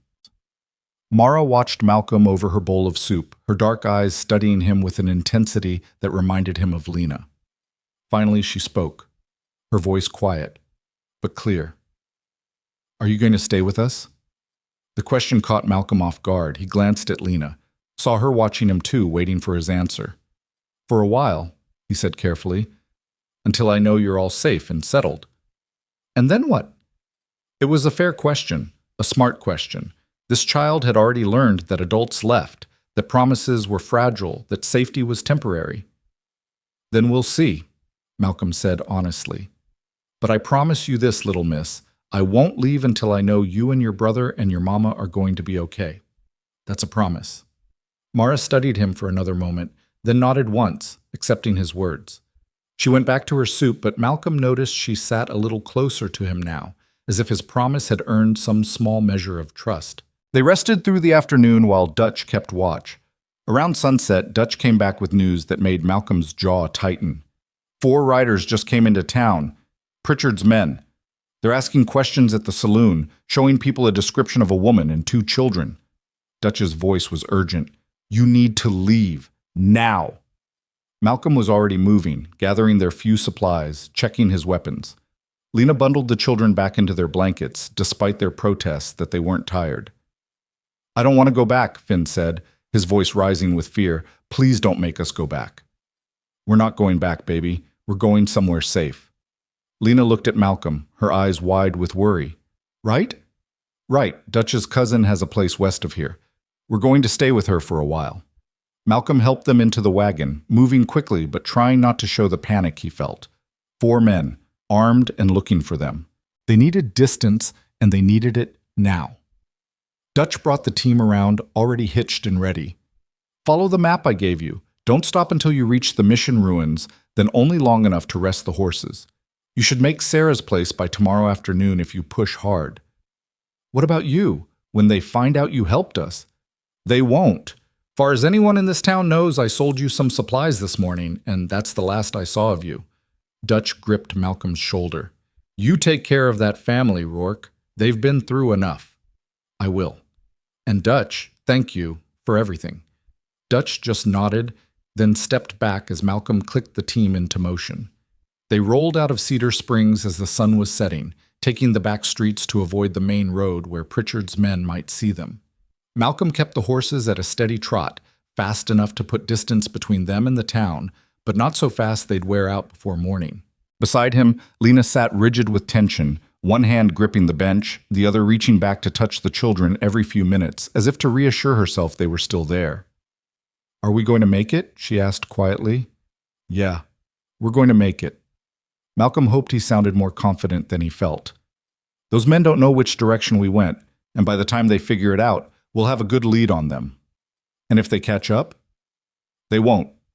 But Malcolm kept his rifle close anyway, and his eyes on the horizon behind them, watching for dust clouds that might signal riders giving chase. They traveled through the night, following the creek by moonlight, the wagon rocking over rough ground that was barely a road at all. The children slept fitfully in the back, waking at every bump and jolt, but Lena stayed awake, her presence steady beside Malcolm. "Can I ask you something?" she said after hours of silence. "Go ahead." "Why didn't you leave us? Back at Cedar Springs, you could have given us some money, pointed us in a direction, and been done with it. Why are you still here?" Malcolm thought about it, about all the reasons and the truth that lay beneath them. "I told you already. I don't quit things." "That's not all of it, though, is it?" "No." Malcolm was quiet for a moment. "When I was 17, I was hungry and desperate and one bad decision away from dead. A man named Abraham Talbot gave me a job and treated me like I mattered. He didn't have to. I gave him no reason to trust me.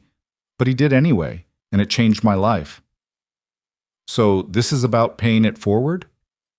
"Partly, but it's also—" Malcolm struggled to find the words. "It's also about choosing who you want to be. Every day we make choices that define us, that build the person we're becoming.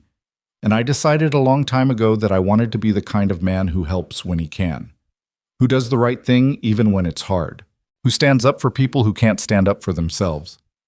Lena was quiet, absorbing his words. "That man, Abraham Talbot, he taught you that?" "He taught me a lot of things. Most important was that your name should mean something, that when people hear it, they should know you're someone worth trusting." Malcolm glanced at her. "That's why I told you my last name that first night, because I wanted you to know that if you needed help, if you came back, Malcolm Rourke was someone who would keep his word." "You did. You kept your word." Lena's voice was soft. "You got my children back." "We got your children back. You're the one who had the courage to keep looking, to not give up.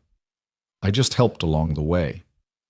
They fell into silence again, but it was different now, comfortable, the kind of quiet that existed between people who understood each other, who'd been through something together that created a bond deeper than words. The mission ruins appeared around noon the next day, crumbling adobe walls rising from the desert like broken teeth. Malcolm pulled the wagon into the shade of what had once been the chapel and let the horses rest and drink from the creek that ran past. Mara and Finn climbed out of the wagon on shaky legs, stiff from the long ride. They were quiet, subdued, moving close to Lena like satellites orbiting a sun. Malcolm understood. They'd been torn from her once. They weren't going to let her out of their sight now. While the horses rested, Lena took the children to the creek to wash.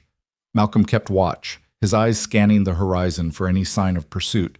He saw nothing but empty desert and blue sky, but that didn't mean they were safe. When they returned, Finn approached Malcolm shyly, holding something in his hand. "I found this," the boy said, holding out a small white stone worn smooth by water. "It's for you, for helping us." Malcolm took the stone, feeling its weight in his palm, feeling the weight of the gesture even more. "Thank you, Finn. That's real kind of you." Finn smiled, that same quick flash Malcolm had seen in Dutch's back room, and ran back to his mother. Malcolm slipped the stone into his pocket, a small, smooth reminder of why this mattered. They pressed on through the afternoon, following Dutch's directions through a narrow canyon where the walls rose steep on either side and the shadows were deep and cool. Malcolm felt exposed here, trapped between rock with nowhere to go if trouble found them. But the canyon eventually opened into a wide valley, and there, nestled against the far hillside, was the homestead. It wasn't much. A small house built of adobe and timber, a barn that had seen better days, a corral with a few horses, and a garden plot where green things struggled to grow in the harsh soil. But there was smoke coming from the chimney and chickens scratching in the yard, and the whole place had an air of stubborn survival that Malcolm recognized. A woman emerged from the house as they approached, a rifle cradled casually in her arms. She was tall, lean, probably in her late 30s, with sun-weathered skin and sharp eyes that missed nothing. "That's far enough," she called out when they were still 20 yards away. "State your business." "Dutch Henderson sent us," Malcolm called back, keeping his hands visible, movements slow. "Said you might have room for some travelers needing a place to rest." The woman's expression shifted slightly. "Dutch sent you?" "Yes, ma'am. I'm Malcolm Rourke. This is Lena Calder and her children, Mara and Finn. We've had some trouble, and Dutch thought you might be willing to help." Sarah, because this had to be Dutch's cousin Sarah, studied them for a long moment. Malcolm could practically see her taking inventory, the exhaustion in their faces, the fear in the children's eyes, the way Lena held them close, the cuts and bruises on Malcolm's face. She lowered the rifle. "Any trouble following you?" "Possibly. We've been careful, but the men looking for us are determined." "What kind of trouble are we talking about?" "The kind where children got stolen and we got them back. The kind where the man who took them doesn't want to let it go." Sarah's jaw tightened. She looked at Mara and Finn, saw something in their faces that made her decision. "Put your wagon in the barn. Horses, too. You can stay in the house for now. We'll figure out the rest later." Relief flooded through Malcolm. "Thank you, ma'am. We appreciate—" "Save it. I haven't decided if I like you yet, but Dutch trusts you and I trust Dutch, so that'll do for now." Sarah turned toward the house. "There's stew on the stove and bread in the cupboard. Help yourselves. I'll be back after I check the perimeter." She walked away before Malcolm could respond, moving with the confident stride of someone who knew every inch of her land and how to defend it. Malcolm helped Lena and the children down from the wagon, then drove it into the barn as instructed. The barn was cluttered but organized. Tools hung on walls, hay stacked neatly, everything in its place, the work of someone who lived alone and couldn't afford chaos. Inside the house, they found a single large room that served as kitchen, dining area, and living space, with two smaller rooms branching off, one clearly Sarah's bedroom, the other appearing to be storage. The stew smelled incredible, rich with meat and vegetables, and the bread was fresh enough to still be warm. Lena fed the children first, making sure they ate slowly, making sure they had enough. Malcolm watched her, saw the fierce protectiveness in every gesture, every careful spoonful. She'd always been their mother, but now she was their guardian too. Their defender, the wall between them and a world that had proven it could be cruel. When the children had eaten their fill and were curled up together on a blanket by the fireplace, Lena finally let herself eat. Malcolm saw her hands shaking as she lifted the spoon to her mouth, saw the moment the food hit her stomach, and her body remembered it had needs beyond simple survival. "Eat more," Malcolm said quietly. "You've been running on nothing for too long." "So have you. I'm used to it. You need to keep your strength up for them." He nodded toward the children. "They're going to need you in the days ahead." Lena ate another bowl of stew, then set the spoon down and looked at Malcolm directly. "What happens now? We can't stay here forever. Sarah doesn't even know us." "We stay until the children are stronger, until we know Pritchard's men have given up looking. Then we figure out what comes next." Malcolm leaned back in his chair, feeling every bruise, every ache. "One step at a time, Lena. That's all we can do." Sarah returned as the sun was setting, still carrying her rifle, still watchful.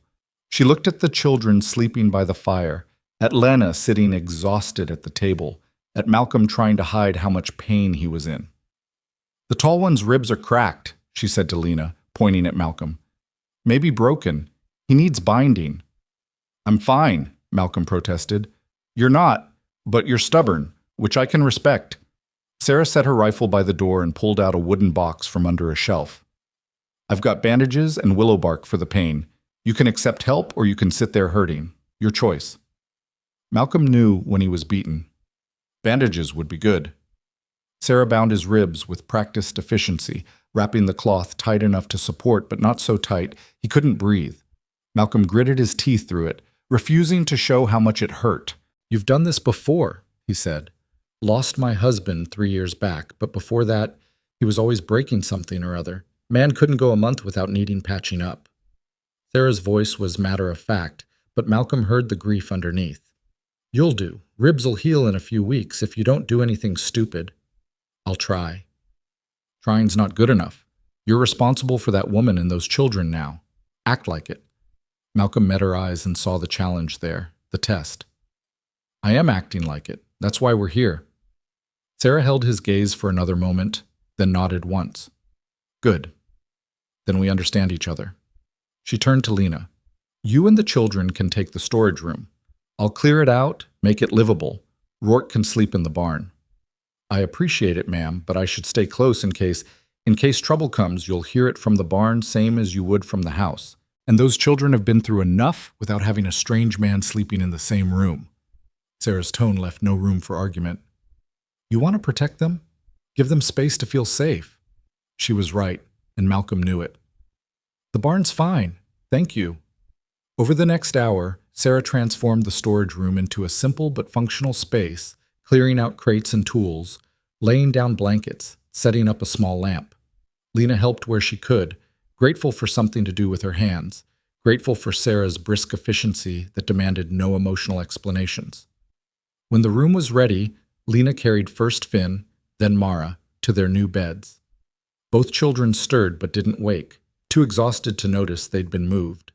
Lena tucked blankets around them, smoothed their hair, and just sat there for a long moment, watching them breathe.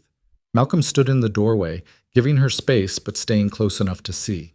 He watched her shoulders shake with silent sobs, watched her press her hand to her mouth to keep from waking the children, watched her break apart now that they were finally, truly safe. He started to back away, to give her privacy, but Lena looked up and saw him. Don't go, she whispered. Please. I need to know someone else is here, that this is real.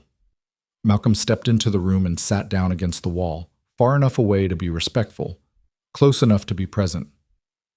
I'm here. It's real. Your children are safe. Because of you. Because of us. Malcolm's voice was gentle but firm. You're the one who never gave up, Lena. You're the one who had the courage to keep fighting even when everything looked impossible. I just helped along the way. You did more than help. Her voice broke. You gave me back my whole world. They sat in silence for a while, listening to the children breathe, listening to the night sounds outside. Eventually, Lena's tears stopped and she wiped her face with the back of her hand. What you said earlier, about your name meaning something, about being someone worth trusting. She looked at him. You are, Malcolm. You're exactly that kind of person. I'm trying to be. You are. She stood up slowly, exhausted beyond measure. Thank you. For everything. For being here. For not giving up on us. Never going to give up on you. The words came out before Malcolm could stop them, carrying more weight than he'd intended. He stood quickly. You should rest. Tomorrow we can start figuring out what comes next. Lena nodded, but before Malcolm could leave, she reached out and took his hand. Her grip was warm, certain, grounding. Good night, Malcolm. Good night, Lena. He walked to the barn through darkness thick with stars, his hand still warm from her touch, his mind full of questions he didn't have answers for. Sarah was waiting by the barn door, leaning against the frame, watching him approach. That woman's been through hell, she said without preamble. I know. So have those children. I know that too. And you've made yourself responsible for all of them. It wasn't a question. Yeah, I have. Sarah studied him in the starlight. You planning on staying, or you going to move them along once they're rested? Malcolm hadn't let himself think that far ahead, hadn't let himself consider what staying might mean. I don't know yet. Depends on what Lena wants, what's safe for the children. Uh-huh. Sarah's tone suggested she didn't quite believe him. Well, while you're figuring it out, you can make yourself useful around here. Place needs work, and I can't do it all alone. You help out. You can stay as long as you need. That's generous of you. That's practical. I need help. You need a place to hide. We help each other. That's how survival works out here. She pushed off from the doorframe. Barn's yours. Bedrolls in the tack room. Don't oversleep. We start early. She walked back to the house, leaving Malcolm alone with his thoughts and the quiet sounds of the night. He found the bedroll, laid it out in the empty stall, and eased himself down with a groan his ribs protested. His body was battered and his future was uncertain, But as Malcolm lay there, staring up at the barn rafters, he felt something he hadn't felt in years. Purpose. Not just the simple purpose of moving freight from one place to another, of making money and surviving another day. Real purpose. The kind that came from being part of something bigger than yourself. From mattering to people who mattered to you. Malcolm Rourke had spent 10 years keeping himself simple and unattached, and in the space of 3 days, a desperate mother and her stolen children had changed everything. Tomorrow they'd start building something new. Tomorrow they'd begin healing. Tomorrow they'd take the first steps toward whatever future waited for them in this harsh, beautiful, unforgiving land. But tonight, Malcolm closed his eyes and let himself rest, knowing that sometimes the best thing a man could do was simply be there when people needed him. And he'd never been better at anything in his life. Malcolm woke to the sound of a rooster crowing and pale light filtering through the cracks in the barn walls. His ribs protested every breath, his muscles screamed from sleeping on hard ground, and his face felt like it had been used as an anvil. But he was alive, and more importantly, so were Lena and her children. He rolled to his feet with a groan and stepped outside to find Sarah already working, mucking out the horse stalls with practiced efficiency. She looked up when she heard him approach, took in his stiff movements, and shook her head. "You look worse than yesterday." "Feel worse than yesterday, too."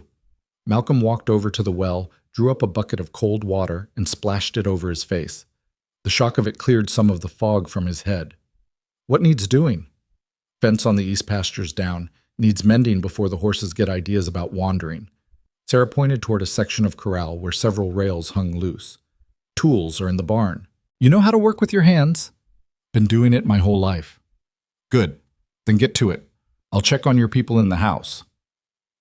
Malcolm gathered the tools and got to work, his body settling into the familiar rhythm of physical labor. The pain in his ribs was sharp at first, but dulled to a manageable ache as he moved. He'd worked through worse. By the time the sun was fully up, he'd repaired 3 sections of fence and was starting on the 4th when Lena emerged from the house carrying a cup of coffee. She looked better than she had the night before. Still exhausted, still haunted, but with some color back in her face. "Sarah said I'd find you out here." She handed him the coffee and leaned against the fence, watching him work. "You should be resting." "Should be, but Sarah's right. Place needs work, and I can't sit idle." Malcolm took a long drink of the coffee, feeling the warmth spread through his chest. "How are the kids?" "Still sleeping. Sarah says that's good, that they need it." Lena's voice was soft, grateful. "She also said you've already fixed half her broken fence." "Not half, but I'm making progress." Malcolm hammered another nail into place. "Sarah's good people. We're lucky Dutch sent us here." "We're lucky you didn't ride away that first night in the desert." Lena watched him work for a moment, then spoke again, her voice careful. "Malcolm, what happens when we leave here? Where do we go?" Malcolm set down the hammer and looked at her directly. "That depends on what you want, Lena. What you need." "I need my children to be safe. I need them to grow up without fear, without hunger, without men who think they can be bought and sold." Her hands clenched into fists. "I need to never feel that helpless again." "Then we make sure you don't." Malcolm picked up another rail, tested its weight. "But that means more than just running. It means finding a place you can build something permanent. Somewhere you can put down roots." "I don't have money for that. I don't have anything except 2 children and the clothes on my back." "You have more than you think. You have courage, strength, and a will that wouldn't break even when it should have." Malcolm positioned the rail, started hammering.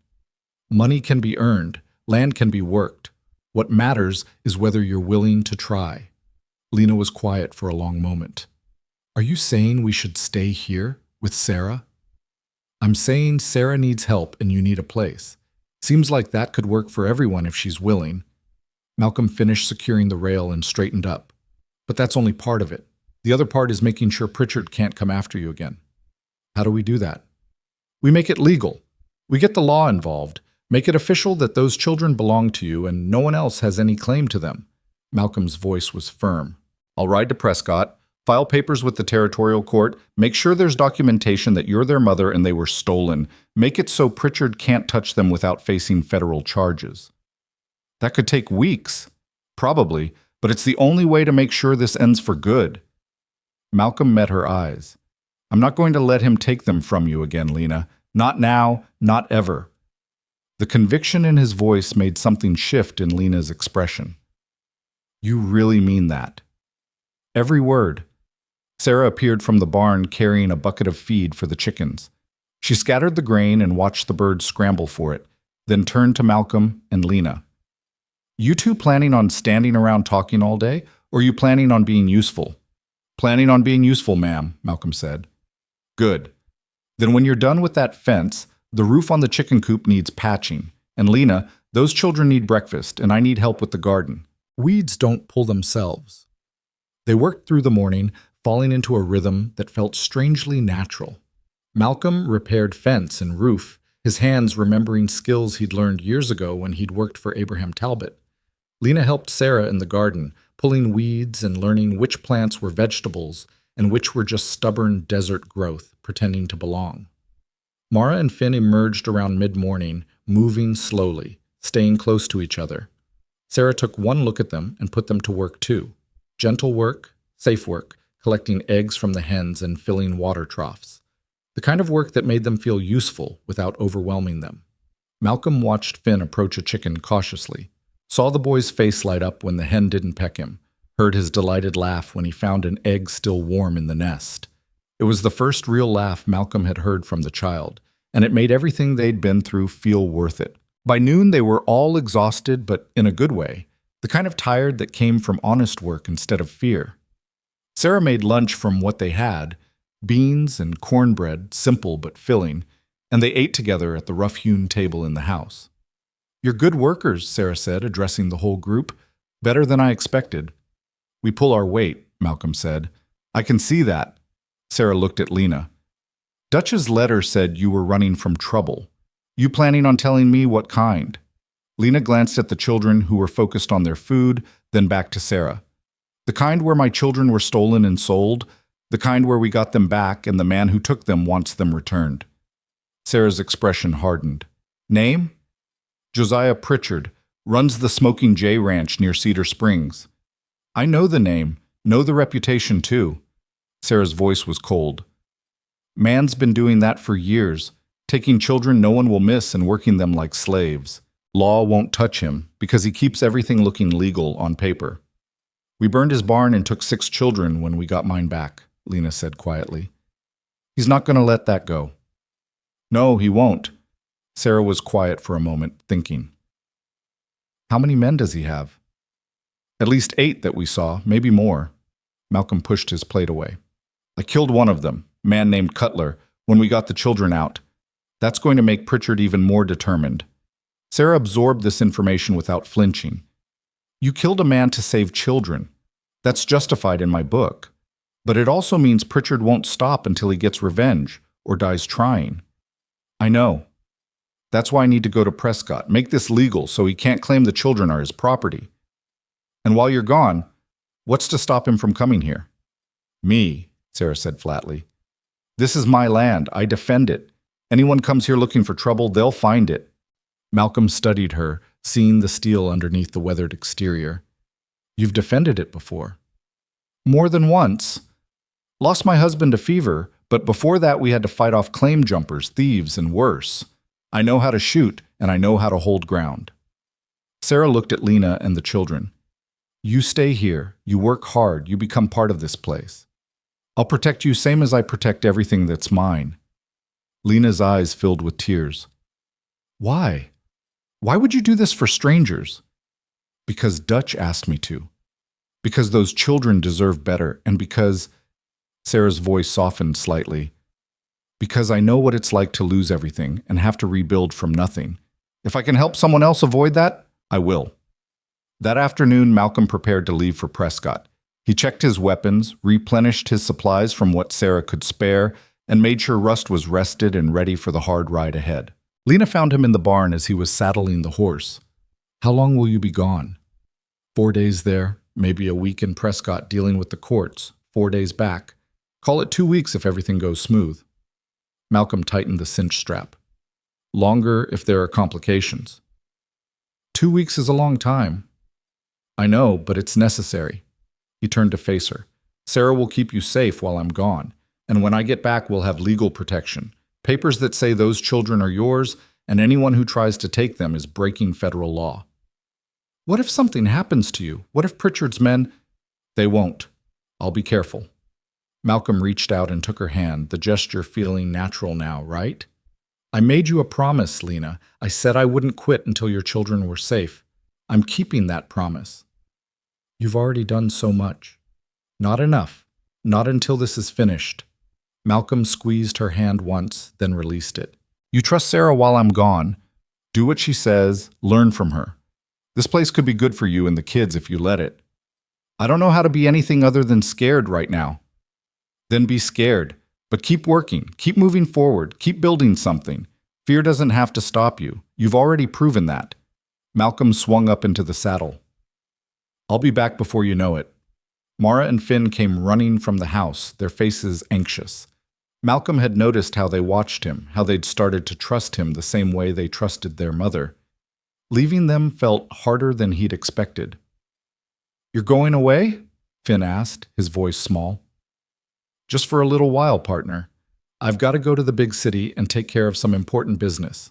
Malcolm leaned down from the saddle. But I'll be back. I promise. You promise? Mara's dark eyes were serious, testing him. I promise. Cross my heart. Malcolm made the gesture and saw Mara relax slightly.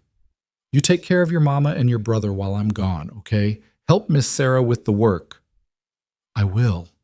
Mara stepped closer. Thank you for everything. Malcolm felt something catch in his chest. You're welcome, little miss. Now go on, get back to work. Your mama's going to need you. He rode out before the emotion could overwhelm him, before he could second-guess what he was doing. But as he followed the trail toward Prescott, Malcolm couldn't shake the feeling that he was leaving something important behind, something that had become precious without him quite noticing when. The ride to Prescott was hard and lonely. Malcolm pushed Rust as much as he dared, camping rough at night, eating jerky and hardtack, keeping his eyes on the horizon for any sign of Pritchard's men. But the desert stayed empty, and he reached Prescott 6 days after leaving the homestead. The territorial courthouse was a solid building of adobe and timber, impressive by frontier standards. Malcolm tied Rust outside and went in, his boots loud on the wooden floors, his presence drawing stares from clerks and lawyers who probably didn't see many dusty cowboys filing legal papers. The clerk who finally helped him was a thin man with spectacles and ink-stained fingers. He listened to Malcolm's story with growing interest, making notes in careful script. So you're saying these children were stolen from their mother and sold to this man Pritchard? That's exactly what I'm saying, and I need papers filed that prove Mrs. Calder is their legal mother and anyone trying to take them is committing a crime. The clerk frowned. Do you have proof? Birth certificates, baptismal records, anything official? Malcolm's heart sank. He hadn't thought about documentation. No, but the children know their mother, they call her Mama, and any fool can see they belong together. I understand, but the law requires documentation. Without it, Pritchard could claim he acquired them legally, that Mrs. Calder is the one trying to steal them. The clerk set down his pen. I'm sorry, but there's not much I can do without proof. Malcolm felt frustration rising but forced it down. Getting angry wouldn't help. What if we had witnesses? People who knew Mrs. Calder and her children before they were taken? That would help. Sworn testimony from at least 2 reliable witnesses establishing that she's the mother and the children were with her before the alleged theft. The clerk pulled out a different form. If you can get that, bring it back to me. I'll file the papers myself. Malcolm left the courthouse feeling defeated but not broken. He knew someone who could help. He just had to ride back to Tucson first, and that added another week to his timeline. But he'd promised Lena he'd finish this, and Malcolm Rourke kept his promises. The ride to Tucson took 3 days. Malcolm arrived exhausted and hungry, but he went straight to the boarding house where Lena had worked, where her children had been taken. The place looked exactly as Lena had described it, respectable on the outside, rotten underneath. Mrs. Harriet Bledstone answered the door herself, a plump woman with cold eyes and a practiced smile. May I help you? I'm looking for information about a woman who worked here a few months back, Lena Calder. She had 2 children with her. The smile disappeared. I don't know anyone by that name. Yes, you do. You sold her children to Josiah Pritchard. Malcolm's voice was quiet, but carried an edge that made Mrs. Bledstone take a step back. I'm not here to cause trouble. I just need you to answer some questions. I don't have to tell you anything. No, you don't. But I can also go to the sheriff and tell him what I know about your business practices, about how you sell children who aren't yours to sell, about how you're breaking federal law. Malcolm let that sink in. Or you can answer my questions and I'll leave you alone. Your choice. Mrs. Bledstone's face went pale. What do you want to know? Were Mara and Finn Calder living here with their mother? A long pause. Then, yes. And did you sell them to Josiah Pritchard? Another pause, longer. He said he'd give them good homes, said they'd learn valuable skills. That's not what I asked. Did you sell them? Yes. The word came out as a whisper. Malcolm pulled out the paper the clerk had given him. You're going to sign this. You're going to swear that those children belong to Lena Calder, that you had no legal right to give them to anyone else, and that what you did was wrong. I can't. That would make me liable. You are liable. You broke the law. You stole children from their mother. Malcolm's voice was hard now. You can sign this paper and I'll leave you alone, or you can refuse and I'll make sure every person in Tucson knows what you did. See how much business you get then. Mrs. Bledstone signed the paper with shaking hands. Malcolm spent another 2 days tracking down the woman who'd heard the children crying, the one Lena had mentioned. She was a laundress named Mary Chen, and she signed the paper without hesitation, her eyes fierce with remembered anger. I heard those babies calling for their mama, she said. I told Mrs. Bledstone it was wrong. She didn't care. I'm glad someone finally did something about it. With both signatures, Malcolm rode hard back to Prescott and presented the papers to the clerk. The man read them carefully, made notes, then looked up at Malcolm with something like respect. This should be sufficient. Give me 2 days to file everything properly, and you'll have your legal documentation. Those 2 days felt like 2 years, but Malcolm used them to rest, to eat properly, to let Rust recover from the hard writing. When the clerk finally handed him the official papers, signed and sealed by a territorial judge, Malcolm felt like he could breathe properly for the first time in weeks. The papers stated clearly that Mara and Finn Calder were the legal children of Lena Calder, that they had been illegally removed from her care, and that any attempt to take them from her would be considered kidnapping under federal law and prosecuted accordingly. It wasn't perfect protection, but it was real, legal, and official, and it meant Pritchard would have to break federal law if he wanted to take those children again. Malcolm rode out of Prescott feeling like he was carrying something more valuable than gold. 3 weeks had passed since he'd left the homestead, longer than he'd planned, and every mile that brought him closer made him push Rust a little harder. He reached Sarah's place just as the sun was setting, painting the valley in shades of orange and gold. The homestead looked different than he remembered. The fence he'd started was now complete, the garden was thriving, and there were new repairs visible on the barn and house. They'd been busy. Sarah saw him first and called toward the house. Within seconds, Lena emerged with Mara and Finn at her heels. The children had filled out in the weeks he'd been gone, their faces less hollow, their movements less fearful. And Lena looked like someone who'd remembered how to hope. She ran toward him as he dismounted, and Malcolm barely had time to set his feet before she threw her arms around him. He caught her, held her, felt her trembling against him. "You came back," she whispered. "You really came back. Told you I would." Malcolm held her for another moment, then gently set her back. "And I brought something with me." He pulled out the legal papers and handed them to her. Lena read them slowly, her eyes growing wider with each line, tears spilling down her cheeks. This means they're legally mine? No one can take them? No one can take them. It's official, signed by a territorial judge. Pritchard tries anything now. He's breaking federal law. Malcolm watched her face, saw the moment hope became certainty, became overwhelming relief. "You're safe, Lena. All of you." She broke down then, sobbing so hard she couldn't stand. Malcolm caught her again, held her while she cried, while weeks of fear and desperation and terrible hope finally found release. Mara and Finn ran over, concerned, and Malcolm gathered them in too, all 4 of them standing there in the fading light, while Lena cried and laughed and held onto her children like she would never let go. Sarah watched from the porch, and Malcolm saw her nod once, satisfied. That night they celebrated with a dinner Sarah had been planning, chicken she'd been saving, vegetables from the garden, bread fresh from the oven. They ate together at the table, all 5 of them, and it felt like family in a way Malcolm hadn't experienced since Abraham Talbot had taken him in all those years ago. After dinner, after the children had been put to bed exhausted and happy, Malcolm and Lena sat outside under the stars. The desert night was cool and clear, and the silence between them was comfortable. "I don't know how to thank you," Lena said finally, "for everything you've done, for giving me back my children, for giving us a future." "You don't need to thank me.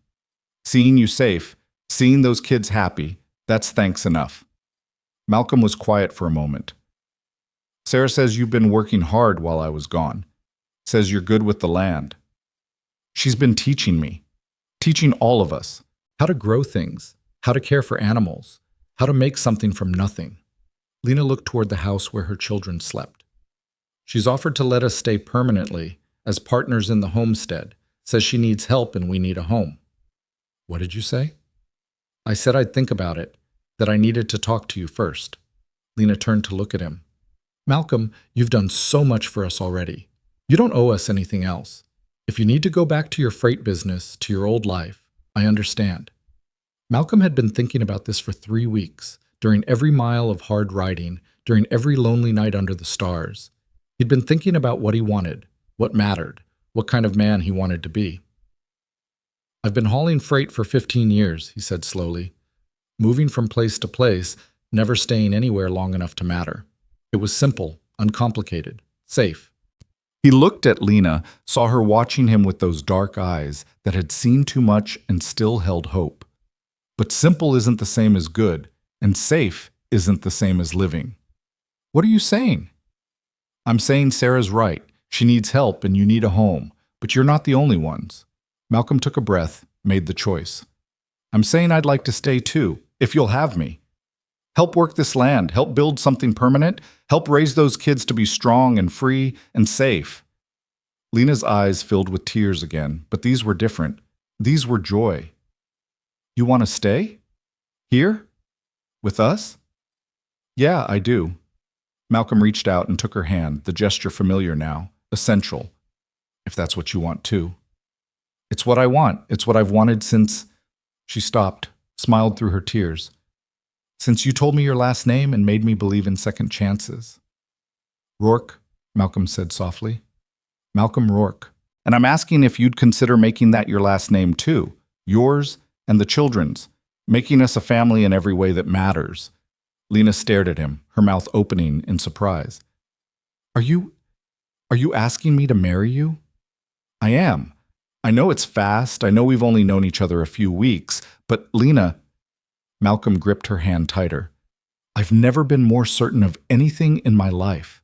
You're strong and brave and fierce, and those children are incredible, and I want to spend whatever time I've got left making sure you're all safe and happy and loved. If you'll let me?" "Yes," Lena said, and then louder.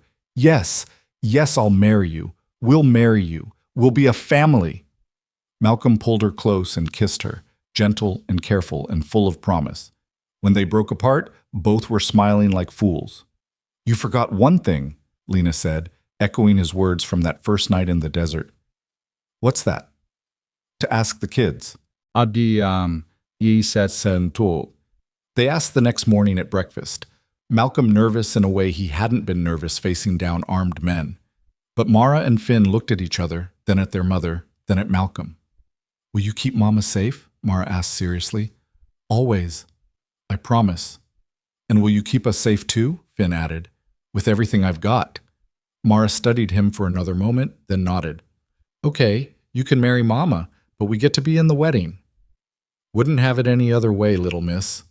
Sarah performed the ceremony herself 3 weeks later, standing under the cottonwood tree near the creek with a dusty Bible she'd kept from her own wedding day. Dutch rode out from Cedar Springs to witness it, bringing supplies and his blessing. Lena wore a dress Sarah had altered for her, simple but beautiful. Mara and Finn stood beside their mother wearing clean clothes Sarah had made from fabric Dutch brought. And Malcolm wore his best shirt, the one he saved for town, feeling more nervous than he'd ever felt facing danger. But when Lena took his hand and smiled at him, all the nervousness disappeared. "Dearly beloved," Sarah began, her voice carrying over the sound of the creek and the wind through the trees, "we are gathered here today to join this man and this woman in matrimony. They've been through hell to get here, fought for each other and these children, and earned the right to call themselves family." It wasn't the traditional ceremony, but it was perfect. Sarah spoke about love earned through hardship, about family forged from mercy and determination, about second chances and new beginnings. And when she finally said, "I now pronounce you husband and wife," Malcolm kissed Lena with Mara and Finn cheering and Dutch wiping his eyes and the whole valley watching. They built a life together over the months that followed, the five of them working Sarah's land and making it thrive. Malcolm repaired buildings and mended fences and learned to coax crops from stubborn soil. Lena worked the garden and raised chickens and taught the children to read from the Bible Sarah lent them. Mara and Finn grew stronger, healthier, their nightmares coming less frequently, their laughter coming more easily. They learned to ride horses and tend animals and do honest work that made them proud. And they learned that home wasn't a place you were born to. It was a place you built with people who loved you.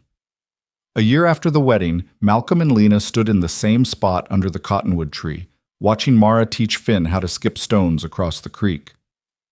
"You ever think about that night in the desert?" Lena asked, her hand finding Malcolm's automatically. "When I tried to rob you. Sometimes, I think about how desperate you were, how brave, how you were willing to do anything to find your children. I think about what you said, about forgetting your last name." Lena leaned against him. "I'm glad I didn't forget it. I'm glad Malcolm Rourke means something. It means family now, means home, means exactly where I'm supposed to be." Malcolm wrapped his arm around her, watched his children, because they were his now in every way that mattered, laughing by the creek. "You know what the best part is?" "What?" "We built this. Not with money or luck or anything handed to us. We built it with our hands and our hearts and our refusal to give up." Malcolm kissed the top of her head. "And no one can ever take it away." Lena smiled, that same fierce smile she'd worn when she'd pointed a gun at him in the desert, when she'd refused to stop looking for her children, when she'd chosen to build a life instead of just surviving one. "No," she agreed. "No one can ever take it away." They stood there as the sun set over their land, over their home, over the future they'd fought for and won. The desert that had almost killed them, that had tested them and pushed them to their limits, now surrounded them with beauty, red cliffs glowing in the fading light, stars beginning to emerge, and the constant whisper of wind through the cottonwood leaves. Malcolm Rourke had spent his whole life moving, never staying, never letting anyone matter too much. And then a desperate woman had tried to rob him, and he'd made the best decision of his life. He'd let her, and then he'd helped her, and then he'd loved her. Sometimes the best things in life came from the moments when you chose mercy over anger, hope over fear, and love over the safety of staying alone. Mara called out from the creek, "Mama! Malcolm! Watch this!" and sent a stone skipping across the water 7 times before it sank. "That's incredible, sweetheart," Lena called back, pride evident in every word. Malcolm just smiled, his heart full in a way he'd never imagined possible, and realized that somewhere along the way, between the desert and the homestead, between desperation and hope, between strangers and family, he'd finally found the one thing he'd been searching for his whole life without knowing it. Home. Not a place on a map, but a feeling. The feeling of belonging, of mattering, of being exactly where you were meant to be with exactly the people you were meant to be with. The desert wind carried the sound of children's laughter, and Malcolm closed his eyes and breathed it in, this life they'd built from nothing, this family they'd forged from mercy and grit and love that refused to let go. And under the cottonwood tree where they'd been married, where they'd promised to love and protect each other for all the days they had left, Malcolm Rourke finally understood what Abraham Talbot had been trying to teach him all those years ago. Your name should mean something, and his did. It meant father, husband, protector, home. It meant Malcolm Rourke, the man who'd caught a falling woman and refused to let her go, who'd helped her find her stolen children, who'd built a family from the ashes of desperation and turned it into something beautiful. The story that had started with a gun pointed at his chest in the Arizona desert had become the story of his life, the story he'd tell their grandchildren someday, the story of how love could rise from the hardest circumstances and build something that would last forever. As darkness fell and stars filled the sky like promises, Malcolm took Lena's hand and walked back to their home, their children running ahead, and he knew with absolute certainty that every hard mile, every difficult choice, every moment of fear and pain had been worth it, because they'd led him here, to this moment, to this family, to this life earned, not given, built brick by brick, mile by mile, heartbeat by heartbeat. And that was everything.